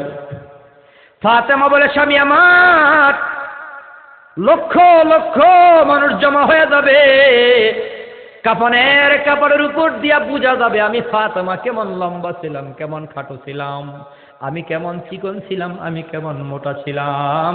কাফনের কাপড় দিয়া বোঝা যাবে, উপর প্যাকেট দিয়েও বোঝা যাবে, প্যাকেট করার পরেও তো বোঝা যাবে আমি কেমন লম্বা, কেমন খাটো, কেমন চিকন, কেমন মোটা। অতএব আমি ফাতেমা তো জিন্দিগি ভর কখনো বুরকা পরো পরপুরুষের সামনে যায় নাই। মৃত্যুর পর আপনি আমাকে এইভাবে ময়দানে ছেড়ে দেবেন না, মানুষের সামনে ছেড়ে দেবেন না। পর্দার আজমত দিলের ভেতরে আল্লাহর আযাবের ভয়, এত ভয় থাকার কারণেই ফাতেমা রাদিয়াল্লাহু তাআলা আনহা মাঝে মধ্যে রাসূলের সামনেও আসতেন না।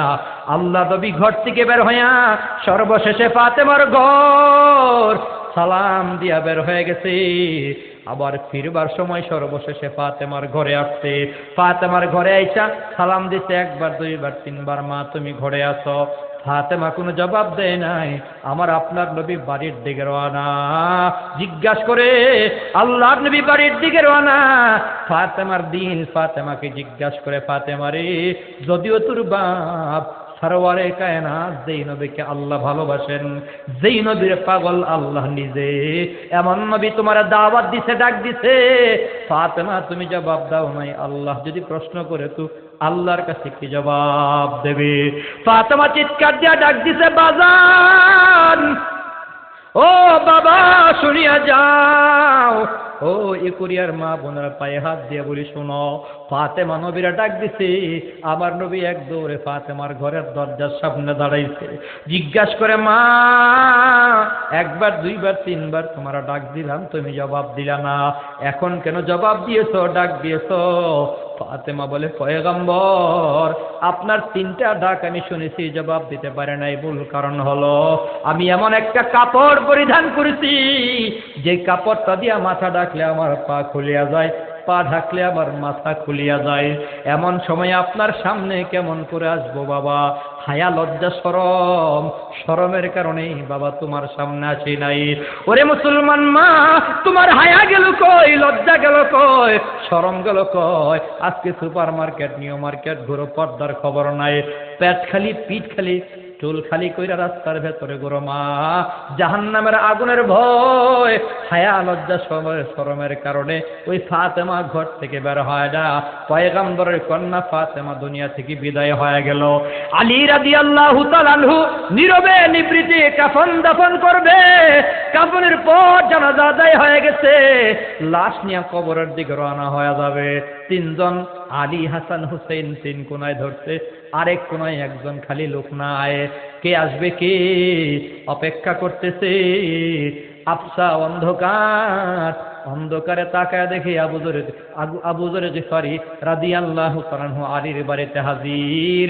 আলী বলে, আবু যর, ফাতেমা মারা গেছে, তুমি কেমনে জানলা, কেমনে বুঝলা, কেমনে শুনলা? আমি তো এলান করি নাই, জানাই নাই, বলি নাই।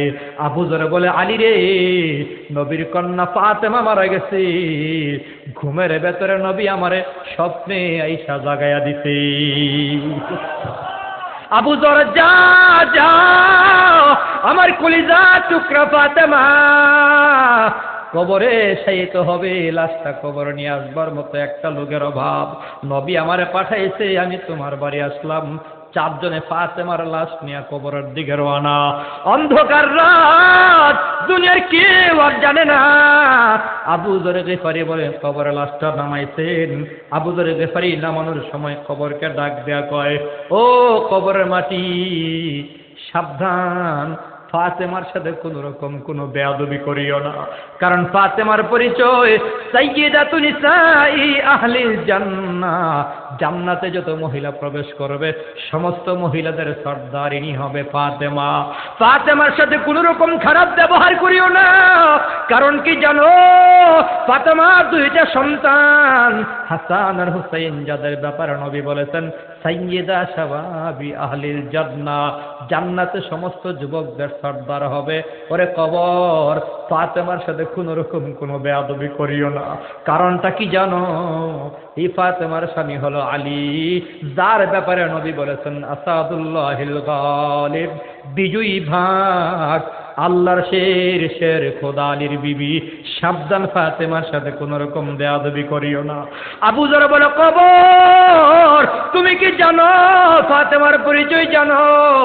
ফাতেমার শ্রেষ্ঠ পরিচয় হলো তিনি সাইয়্যিদুল কাউনাইন, ইমামুল মুরসালিন, খাতামুন নবিয়্যিন, মহানবী, শ্রেষ্ঠ নবী। সেই নবীর কলিজার টুকরা ফাতেমা। নবী বলেছে, ফাতেমার যদি কেউ কষ্ট দেয়, আমি নবীরে যেন কষ্ট দেওয়া হয়। সাবধান, ফাতেমার সাথে কোন রকম বেয়াদবি করিও না। কবর ডাক দিয়া কয়, আল্লাহ রাব্বুল আলামিন কবরের জবান খুলিয়া দিছে। বলুন সুবহানাল্লাহ। চিৎকার মেরে বলুন আল্লাহু আকবার।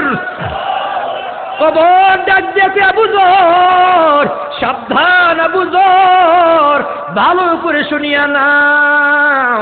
আমি ফাতেমার চিনবার দরকার নাই, হাসান হুসাইনের মা আমি চিনার দরকার নাই, আলীর বিবি আমার জানার দরকার নাই, সাইয়্যিদুল কাউনাইনের কন্যা আমার জানার দরকার নাই। আমি জানতে চাই ঈমান আমল যদি ভালো হয় তার সাথে ব্যবহার ভালো হবে, ঈমান আমল যদি খারাপ হয় তার সাথে চূড়ান্ত খারাপ ব্যবহার হবে। ফাতেমার বেলায় যদি এমন কথা হয়, যার বাবা হলো সাইয়্যিদুল কাউনাইন, বাবার পরিচয় কবরে চলবে না, তাহলে আমাদের সমাজে যেই মা বোনেরা ল্যাংটার পেছনে ঘুরে, ওই ল্যাংটা পুরের কোনো উপায় থাকবে?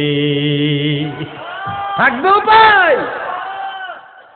কত মহিলা দেখবেন পীর বাবারে গোসল করায়া দেয়, আসেনি? তেল মাইজা দেয়, আসেনি? আসেনি? গরম পানি দিয়া গোসল, সরিষা তেল পীরের মাইজা দেয়। নাউজুবিল্লাহ বলেন না। নিজের স্বামীরে একদিন গরম পানি দিয়া ওযু করে দিল না, পীরে গোসল করায়। আল্লাহর কসম করে বলি, যেই পীর তার মুরিদের বেগম দিয়া খেদমত নাই, এটা পীর না, পীর নামে শয়তান, কোনো সন্দেহ নাই। এর চরিত্র খারাপ। কথা বলুন ঠিক কিনা? রসুল তো যেখানে গিয়েছেন সাথে করে বিবিকে নিয়ে গেছেন, সুবহানাল্লাহ বলেন না। যুদ্ধের ময়দানও সাথে স্ত্রী নিয়ে গেছেন, সফরে গেছেন বিবি নিয়ে গেছেন। তুমি এত বড় পীর সাহেব হইছো, তো বউ নিয়ে সফর করো। আর না হয় রাতের ভেতরে বাড়ি যাও, মুরিদের বাড়িতে ঘুমাইবা, আর মাঝে মধ্যে আমরা নিউজ পাই পীর তার মুরিদের বউ নিয়া বাগবে। ঘটনা আছে না নাই?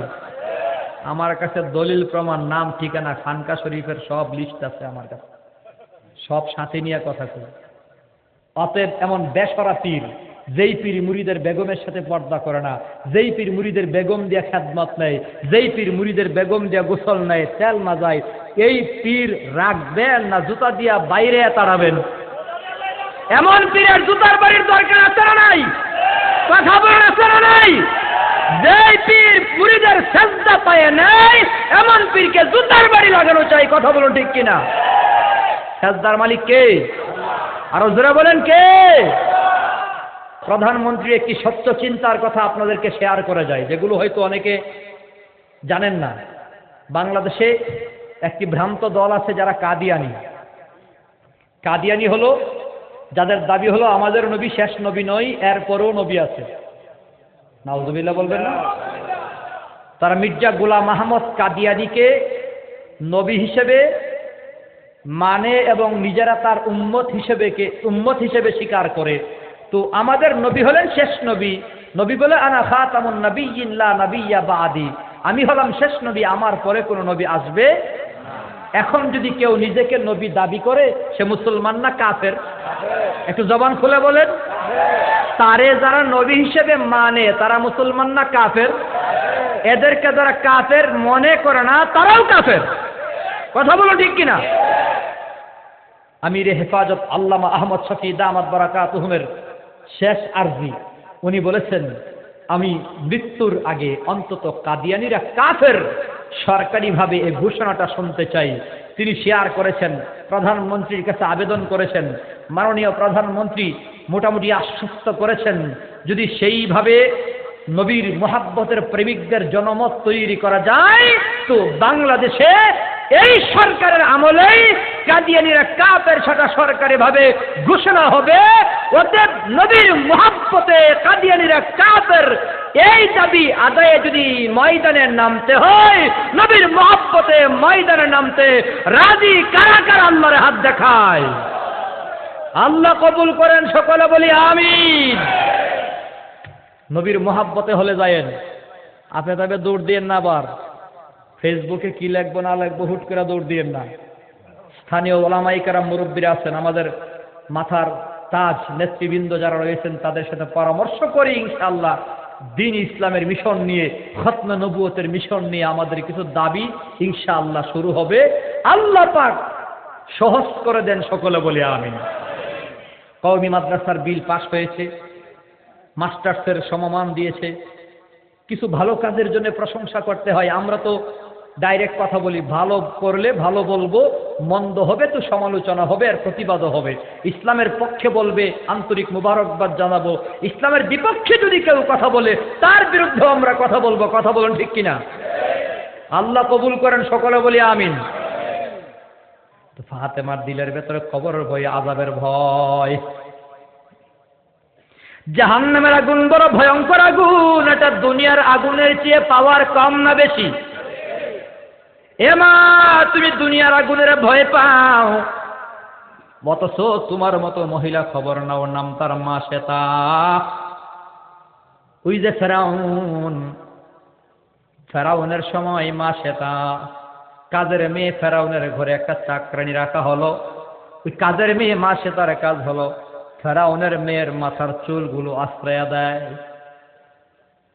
মাথার চুলগুলো আশ্রয়তে গিয়া ফেরাউনের মেয়ের মাথার চুল আশ্রয়তে আছে, হাত থেকে হঠাৎ করে লোহার চিরুনিটা পড়ে গেছে।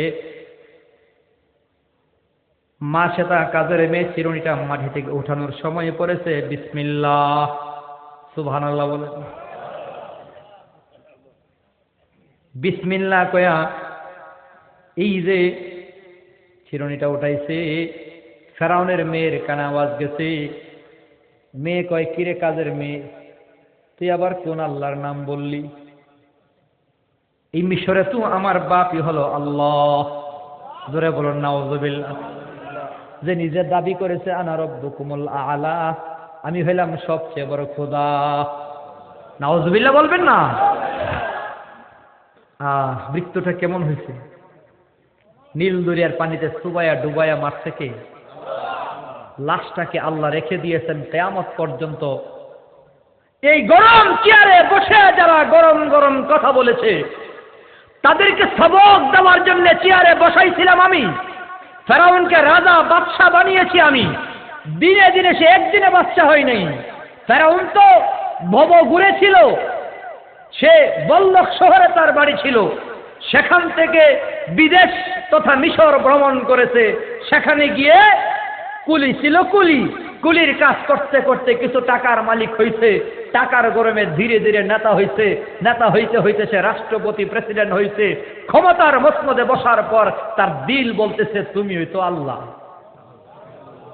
নাউযুবিল্লাহ বলেন না? কেউ কেউ বলে 3.5 বছর, কেউ কেউ বলে 450 বছর, কেউ কেউ বলে 750 বছর। ফেরাউনের সর্দি নাই, কাশি নাই, ঠান্ডা নাই, রোগ নাই, ক্যান্সার, প্যারালাইসিস, স্ট্রোক কিচ্ছু নাই। 750 বছর। সুবহানাল্লাহ কইবেন না? শয়তান কইতেছে আপনার এত বছর হয়ে গেছে গা, 350 বছর বয়সী কইতেছে। 350 বছরের ভেতরে রোগ নাই, ঠান্ডা সর্দি কাশি নাই, কোনো রোগ নাই। এগুলো তো আল্লাহর গুণ, আল্লাহর সিফাত। আপনার মাঝে তো আল্লাহর সিফাত আছে দেখা যায়। আল্লাহর রোগ নাই, আপনার রোগ নাই। আল্লাহর ঠান্ডা নাই, আপনার ঠান্ডা নাই। আল্লাহর কোনো দুর্বলতা নাই, আপনার দুর্বলতা নাই। অতএব আপনি আল্লাহ। ফেরাউন এতে ভালোই কইছে। নাউযুবিল্লাহ বলেন না? আজীব ঘটনা। সে যখন নিজেকে আল্লাহ দাবি করেছে, পয়গম্বর মুসা নবী দাওয়াত দিছে, ফেরাউন এখনো সময় আছে, এখন যেই কাম করছস তুই, আল্লাহর সাথে যুদ্ধ ঘোষণা করছস। এতদিন যাই হোক আমরা সাথে আসিল যুদ্ধ, এখন যুদ্ধ কার সাথে? তাই আল্লাহর কুদরতি চাদরে টান দিছ, ধ্বংস তোর কপালে। দেখ কালিমাটা বইরা মুসলমানের দিকে ফেরাউনের একটু দিলে ভয় ঢুকছে। সুবহানাল্লাহ বলে। কালিমা পড়মু, মুসলমান হব, তবে জানতে চাই আল্লাহ আমারে কি দিব। সুবহানাল্লাহ বলেন না? ঠিক আছে, মুসা নবী আল্লাহর সাথে কথা বলছে। আল্লাহ কয় মুসা জানাইয়া দাও, তারা আমি 4টি পুরস্কার দেব। কয়টি? জোরে বলেন কয়টি? মনে রাখেন কয়টি? 1 নম্বর, ফেরাউনকে জানিয়ে দাও সে যদি কালিমা পড়ে, আমি আল্লাহর দাসত্ব কবুল করে, তাহলে তার হায়াতকে আমি কিয়ামত পর্যন্ত লম্বা করে দেব। সুবহানাল্লাহ জোরে বলেন। জিন্দা থাকবো, ময়রা না। এখন তো ময়রা রইছে, এখন জিন্দা। 2 নম্বর, কিয়ামত পর্যন্ত আমি আল্লাহ তাকে রাজত্ব তথা বাদশাহী দান করব। এই একলাই যদি বাদশা থাকতো তাহলে নির্বাচন নিয়ে ঠেলাঠেলি হইল না, ভালোই আছিল। কথা ঠিক না? নির্বাচন নিয়ে আর ঝামেলা হইতো না, পক্ষে বিপক্ষে কত মত কত কথা, যত মত তত পথ।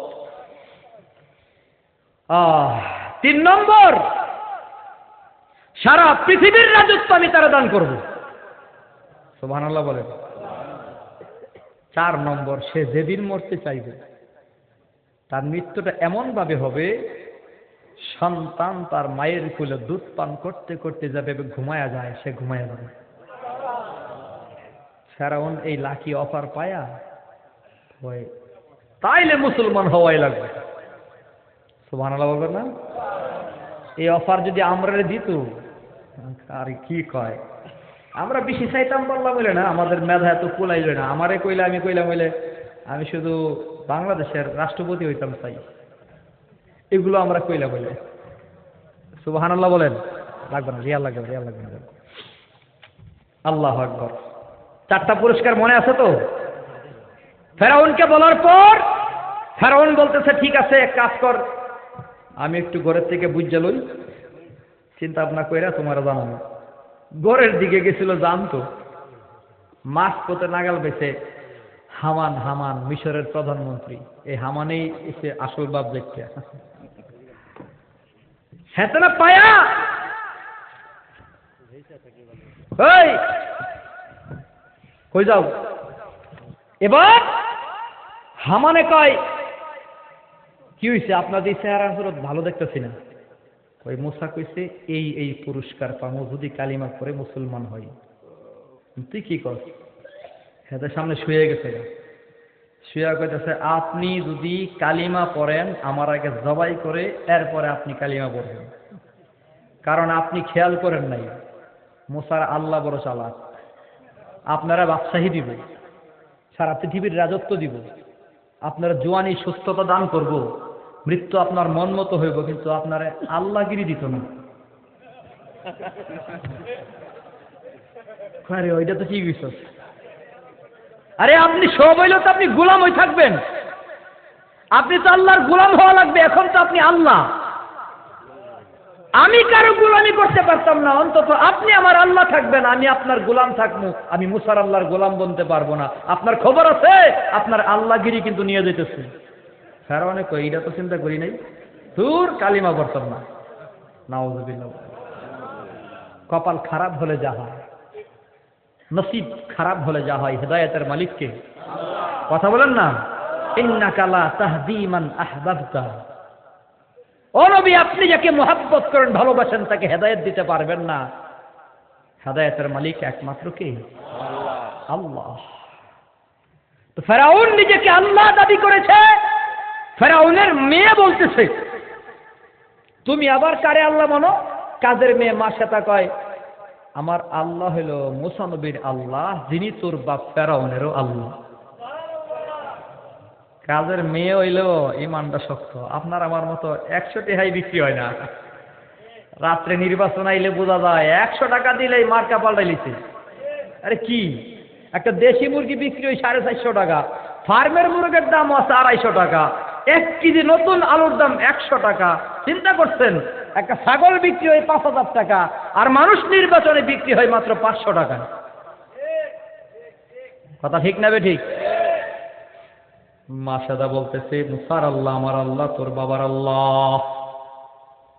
ফেরাউনের মেয়ে দৌড় দিছে ফেরাউনের কাছে গিয়া কই বাপ ঘরের ইন্দুর বেড়া কাটতেছে। কস কি?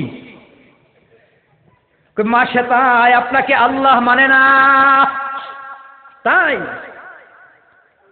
আনো মাসে তারে আনো। এ মাসে তা তুই নাকি আমারে আল্লাহ মানো না? না না, আমি তো আল্লাহ মানি যিনি আল্লাহু লা ইলাহা ইল্লা হুয়াল হাইয়ুল কাইয়্যুম, যার লয় নাই ক্ষয় নাই, যার মৃত্যু নাই, ক্ষমতা যেমন ছিল তেমন আছে তেমন।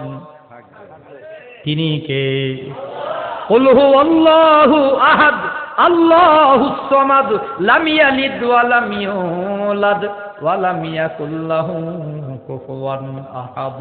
মায়া লাগায়, মায়া যাদের লাগে, যারা পারে জবান খুইলা আওয়াজ দিয়া মোহাব্বতে পড়ি, কারণ এই সূরাটা আল্লাহর কাছে বড় প্রিয়। আল্লাহ নবীরে জানায় দিছে এই সূরাটাকে যে মোহাব্বত করবে আমি আল্লাহ তারে মোহাব্বত করব। জোরে জোরে মোহাব্বতে পড়ি কুল হুয়াল্লাহু আহাদ আল্লাহুস সামাদ লাম ইয়ালিদ ওয়া লাম ইউলাদ ওয়া লাম ইয়াকুল লাহু কুফুয়ান আহাদ কুল হুয়াল্লাহু আহাদ আল্লাহুস সামাদ লাম ইয়ালিদ ওয়া লাম ইউলাদ ওয়া লাম ইয়াকুল লাহু কুফুয়ান আহাদ। 3 বার তালাবাত করলে পুরা কোরআন শরীফ তালাবাতের সওয়াব আমল নামায় লেখা হয়। পড়ছিতে লস হয়েছে না লাভ হয়েছে? আল্লাহ এক, অদ্বিতীয়, আল্লাহর সমান কেউ নাই। আশহাদু আল্লা ইলাহা ইল্লাল্লাহু ওয়াহদাহু লা শারীকা লা, যার শরীক নাই, যার শরীক নাই, অদ্বিতীয় একক আল্লাহ। আমি এক আল্লাহরে মানি, ফেরাউন তোমারে আল্লাহ মানি না।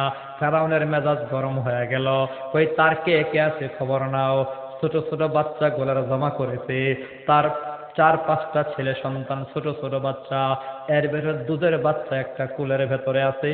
ওরে মুসলমান, ফেরাউন তার সৈন্যবাহিনীর কয়, ও সৈন্যবাহিনী, বিশাল বড় ডেকচির ব্যবস্থা করো, নিচে আগুন ধরাও, উপরে তৈল ঢালো, আগুন দিয়া চেতাও। জাল দিতে দিতে দিতে দিতে টকবক করে যখন তৈল ফুটে উঠলো, ফেরাউন মাসে তার বড় ছেলেটাকে টান দিয়া ওই তৈলের উপর ফেলে দেবে। কয় মাসে তা এখনো সময় আছে, তুই মুসার আল্লাহকে ছাড়িয়া আমাকে আল্লাহ মান। মাসে তা কই না না, আল্লাহ দেমু আল্লাহ দেমো না, আল্লাহ দেমু আল্লাহ দেমো না। ওরে মুসলমান ভাই, তাদের ইমানের পাওয়ার কত! দুনিয়ার আগুনের ভয় পায় না, দুনিয়ার আগুন নিয়ে টেনশন করে না, কারণ তাদের দিলের ভেতরে জাহান্নামের আগুনের ভয়, ভয়ঙ্কর আগুনের ভয়। মা সেটা বলে না না না, আমার ছেলে যাবে, আমার টেনশন নাই, আমার আল্লাহ আছে।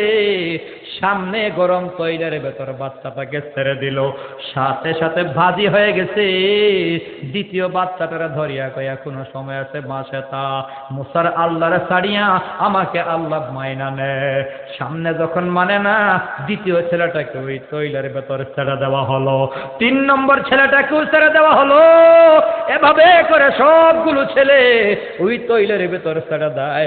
এখন বাকি আছে ছোট বাচ্চা, দুগ্ধ বিশ্বু, দুধের বাচ্চা। ওরে মুসলমান মা, মুসলমান বাবা, দুধের বাচ্চার জন্য, সন্তানের জন্য মা বাবার মায়া একটু বেশি হয়। বড় সন্তানগুলো নিয়ে টেনশন না করলো, দুধের বাচ্চা নিয়ে বড় টেনশন। রান্নাঘরে বসে মন বাচ্চার কাছে পড়ে থাকে। ছোট বাচ্চাটা টান দিয়া নিয়ে গেছে না, সেটা এবার চোখের পানি নীরবে নীরবে ছেড়ে দিয়া কান্দার মালিকেরা ডাক দিয়ে, আল্লাহ আমার ছোট বেগুনা মাসুম বাচ্চাটা কি অন্যায় করেছে। মা সাদা কান্দে, ছোট বাচ্চাটারে ফেরাউন কই, মা সাদা এখনো সময় আছে। বুঝতেছে দিল বোধই নরম হয়ে গেছে, মুসার আল্লাহরে ছাড়িয়া দে, আমারে আল্লাহ মানিয়া নে। মা সাদা কিছু কয় না, নীরব চোখের পানি ছেড়ে ছেড়ে কান্না করে। ফেরাউন আর অপেক্ষা করে নাই, মা সাদার সামনে বাচ্চা ছেলে, শিশু বাচ্চাটাকে তৈলের ভেতর ছেড়ে দেয়। সাথে সাথে ডাইলের বড়ার মতো ভাজি হয়ে গেল। মা সাথে চোখের পানি ছেড়ে কান্দে, চোখ বন্ধ, তবে কানের মাঝে আওয়াজ চলে আসছে। ছোট বাচ্চা তৈলের ভেতর থেকে ডাক ডাক, মা টেনশন করিও না, চিন্তা করিও না, তাকায় দেখো আমি জান্নাতের বাগানে, মা তোমার জন্য আল্লাহ জান্নাত বানায় রাখতে। বলুন সুবহানাল্লাহ। ইন্নাল্লাযীনা ক্বালু রাব্বুনাল্লাহ সুম্মা ইসতাকামু তাতানাজ্জালু আলাইহিমুল মালাইকা আল্লা তাখাফু ওয়া লা তাহজানু ওয়া আবশিরু বিল জান্নাতিল্লাতী কুনতুম তুআদুন। আল্লাহ বলে, নিশ্চয়ই যারা বলবে আমাদের রব আল্লাহ, যারা বলবে আমাদের রব কে, শেষবারের মতো জোরে বলেন আমাদের রব কে। যারা বলবে আমাদের রব আল্লাহ, সুম্মাস্তাকামু আগুনে পড়ে যাবে, রব আল্লাহকে ছাড়বে না। ইব্রাহিমের মতো জিহ্বা ছিদ্র করে ফেলবে, বেলালের মতো আল্লাহকে ছাড়বে না। খাব্বাবের মতো আগুনে ফালাইয়া পিঠের দ্বারা পোড়ায় ফেলবে, এরপরও আল্লাহকে ছাড়বে না। সুমাইয়ার মতো লজ্জাস্থানে বর্ষা মেরে শহীদ করে দেবে, এরপরও আল্লাহকে ছাড়বে না। এমন মজবুত আল্লাহরে ধরবে, আল্লাহকে ছাড়বে না। শহীদ হয়ে গেল তার টেনশন নাই, চিন্তা নাই। রহমতের ফেরেশতারা আসবে, আয়েশা বলবে বান্দা তোর চিন্তা নাই, টেনশন নাই, আল্লাহ তোর জন্য জান্নাত বানায়া রাখছে। অতএব মুসলমান বাবার ভাইয়ের আমার, ওই জাহান্নামের আগুনের ভয়, যে জাহান্নামের আগুনের পাশ থেকে ঘুরে আনলে কলিজা পুড়িয়া যাবে। ও মুসলমান, পয়গম্বর আরবি বলেন, জাহান্নামের আগুনে কোনো বান্দাকে যখন দাঁড় করানো হবে, গোশতগুলো খসে খসে চেহারা থেকে পড়ে যাবে। আল্লাহ নবী কয়, দুনিয়ার ভেতরে সবচেয়ে বেশি সুখী মানুষ, তার চেয়ে বেশি সুখ আর কেউ করে নাই।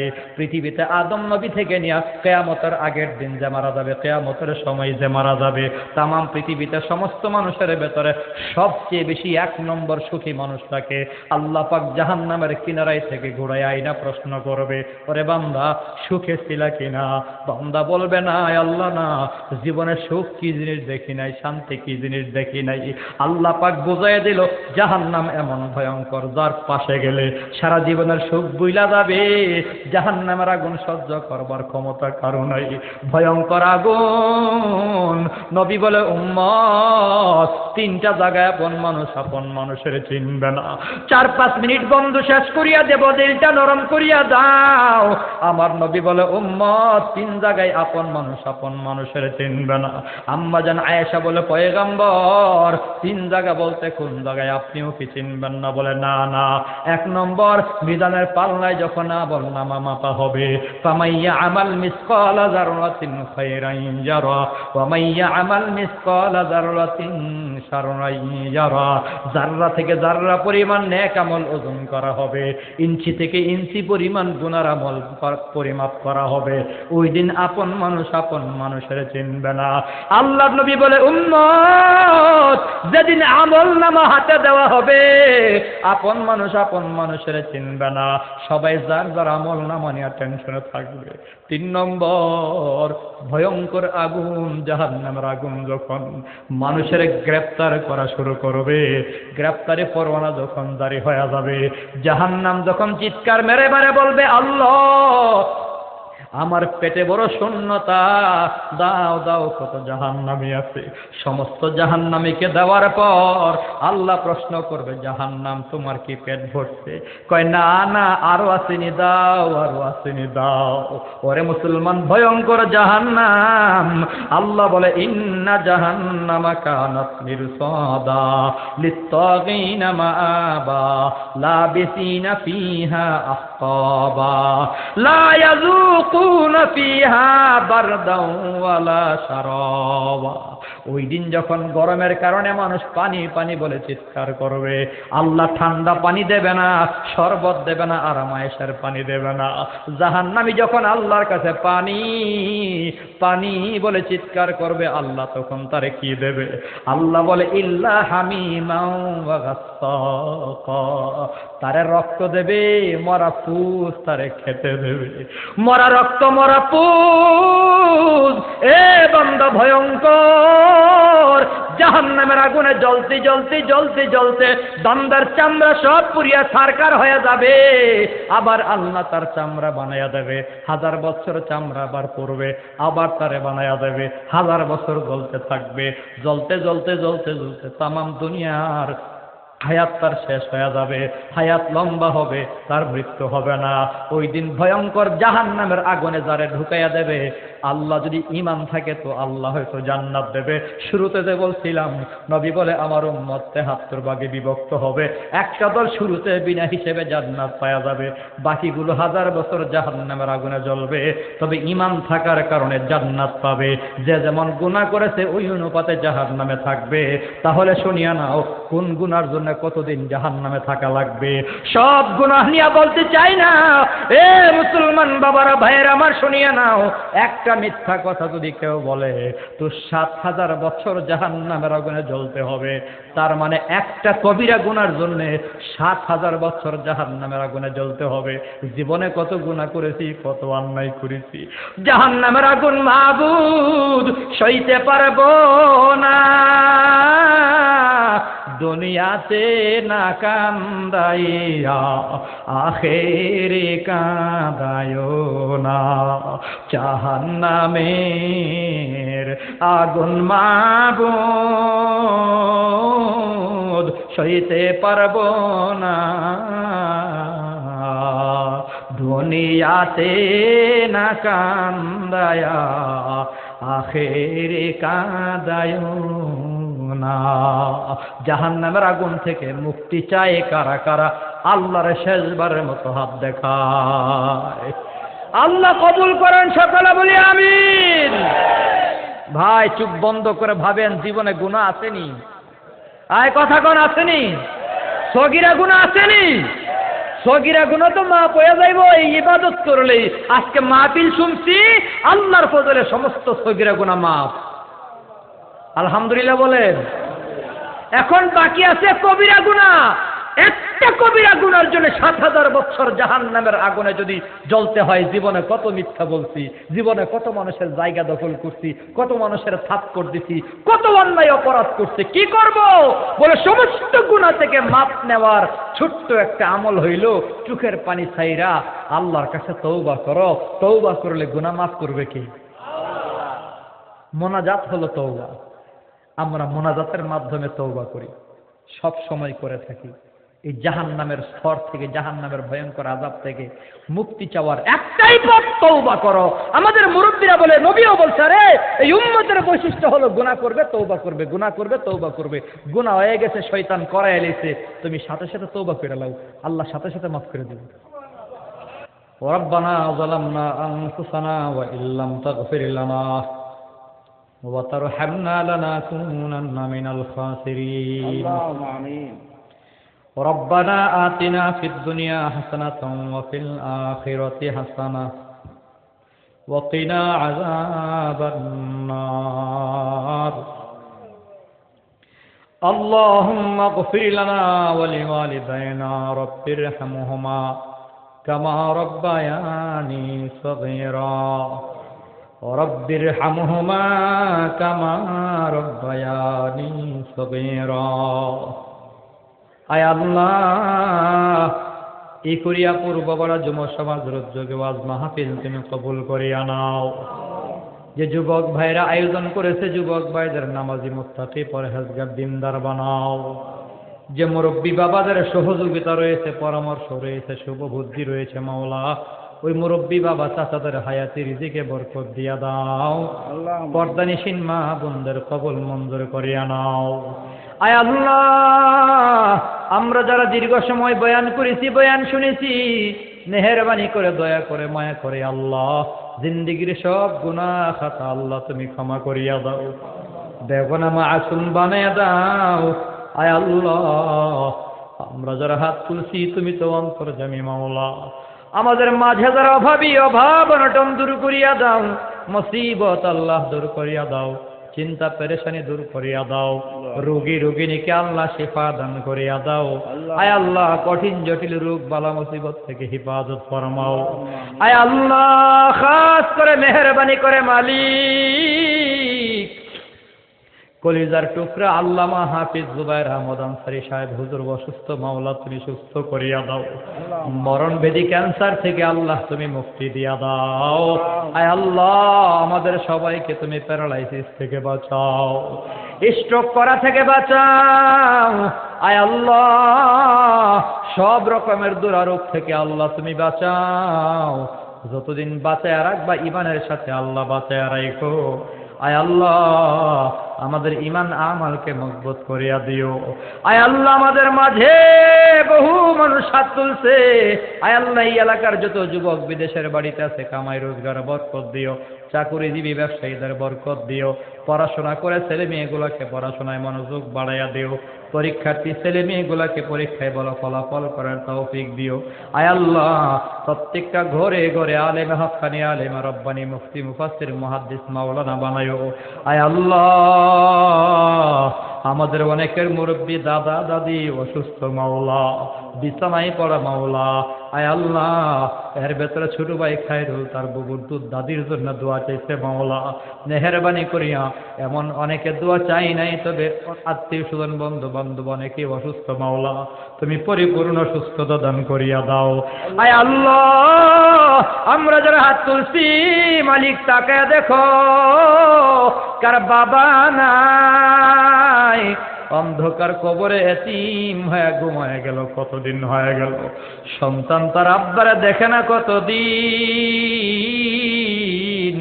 আব্বার ঘর আছে আব্বা নাই, আব্বার বাড়ি আছে আব্বা কবরে ঘুমায় গেছে। আয় আল্লাহ, আব্বার দোকান আছে জমিন আছে আব্বা নাই, আব্বাই যে খাটে ঘুমাইতো ওই খাট ঘরের ভেতরে আছে আব্বা কবরে ঘুমায় গেছে। যে পাঞ্জাবিটা পড়িয়া নামাজ পড়তো ওই পাঞ্জাবিটা ঘরে হ্যাঙ্গারে টাঙানো আছে, বাবা কবরে ঘুমায় গেছে। দয়া করো, মায়া করো, এতিম বাবার কবরটাকে জান্নাতের টুকরা বানিয়ে দাও। আয় আল্লাহ, তাকায় দেখো কার মা দুঃখিনী নাই, মায়ার মা, দয়ার মা, মুহাব্বতের মা, অন্ধকার কবরে বড় এতিম, সাপ বিচ্ছুর ঘর, আযাবের ঘর, অন্ধকার ঘর, একা একা বাবা কবর, মা কবরটার ভিতর পড়িয়া রইছে। যেই মা বাড়ির ঘরে একা একা ঘুমাইতে পারতো না, আজকে কবরে ঘুমায়। দয়া করো, মায়া করো, এতিম মায়ের কবরটারে জান্নাতের টুকরা বানাইয়া দাও। কত মা বোনের বাবা নাই, মা নাই, আয় আল্লাহ, মা বোনদের আব্বা আম্মারে মাফ করিয়া দাও। আমাদের যাদের আব্বা আম্মা বেঁচে আছে হায়াত বাড়াইয়া দাও, মা বাবার খেদমত করবার তৌফিক দিয়াও। আয় আল্লাহ, মা বাবার নাফরমানি থেকে সন্তানগুলারে বাঁচাও। আমাদের ছেলে মেয়েগুলাকে গাঁজাইয়া বা ফেন্সিডিলের সুবল থেকে আল্লাহ তুমি বাঁচাও।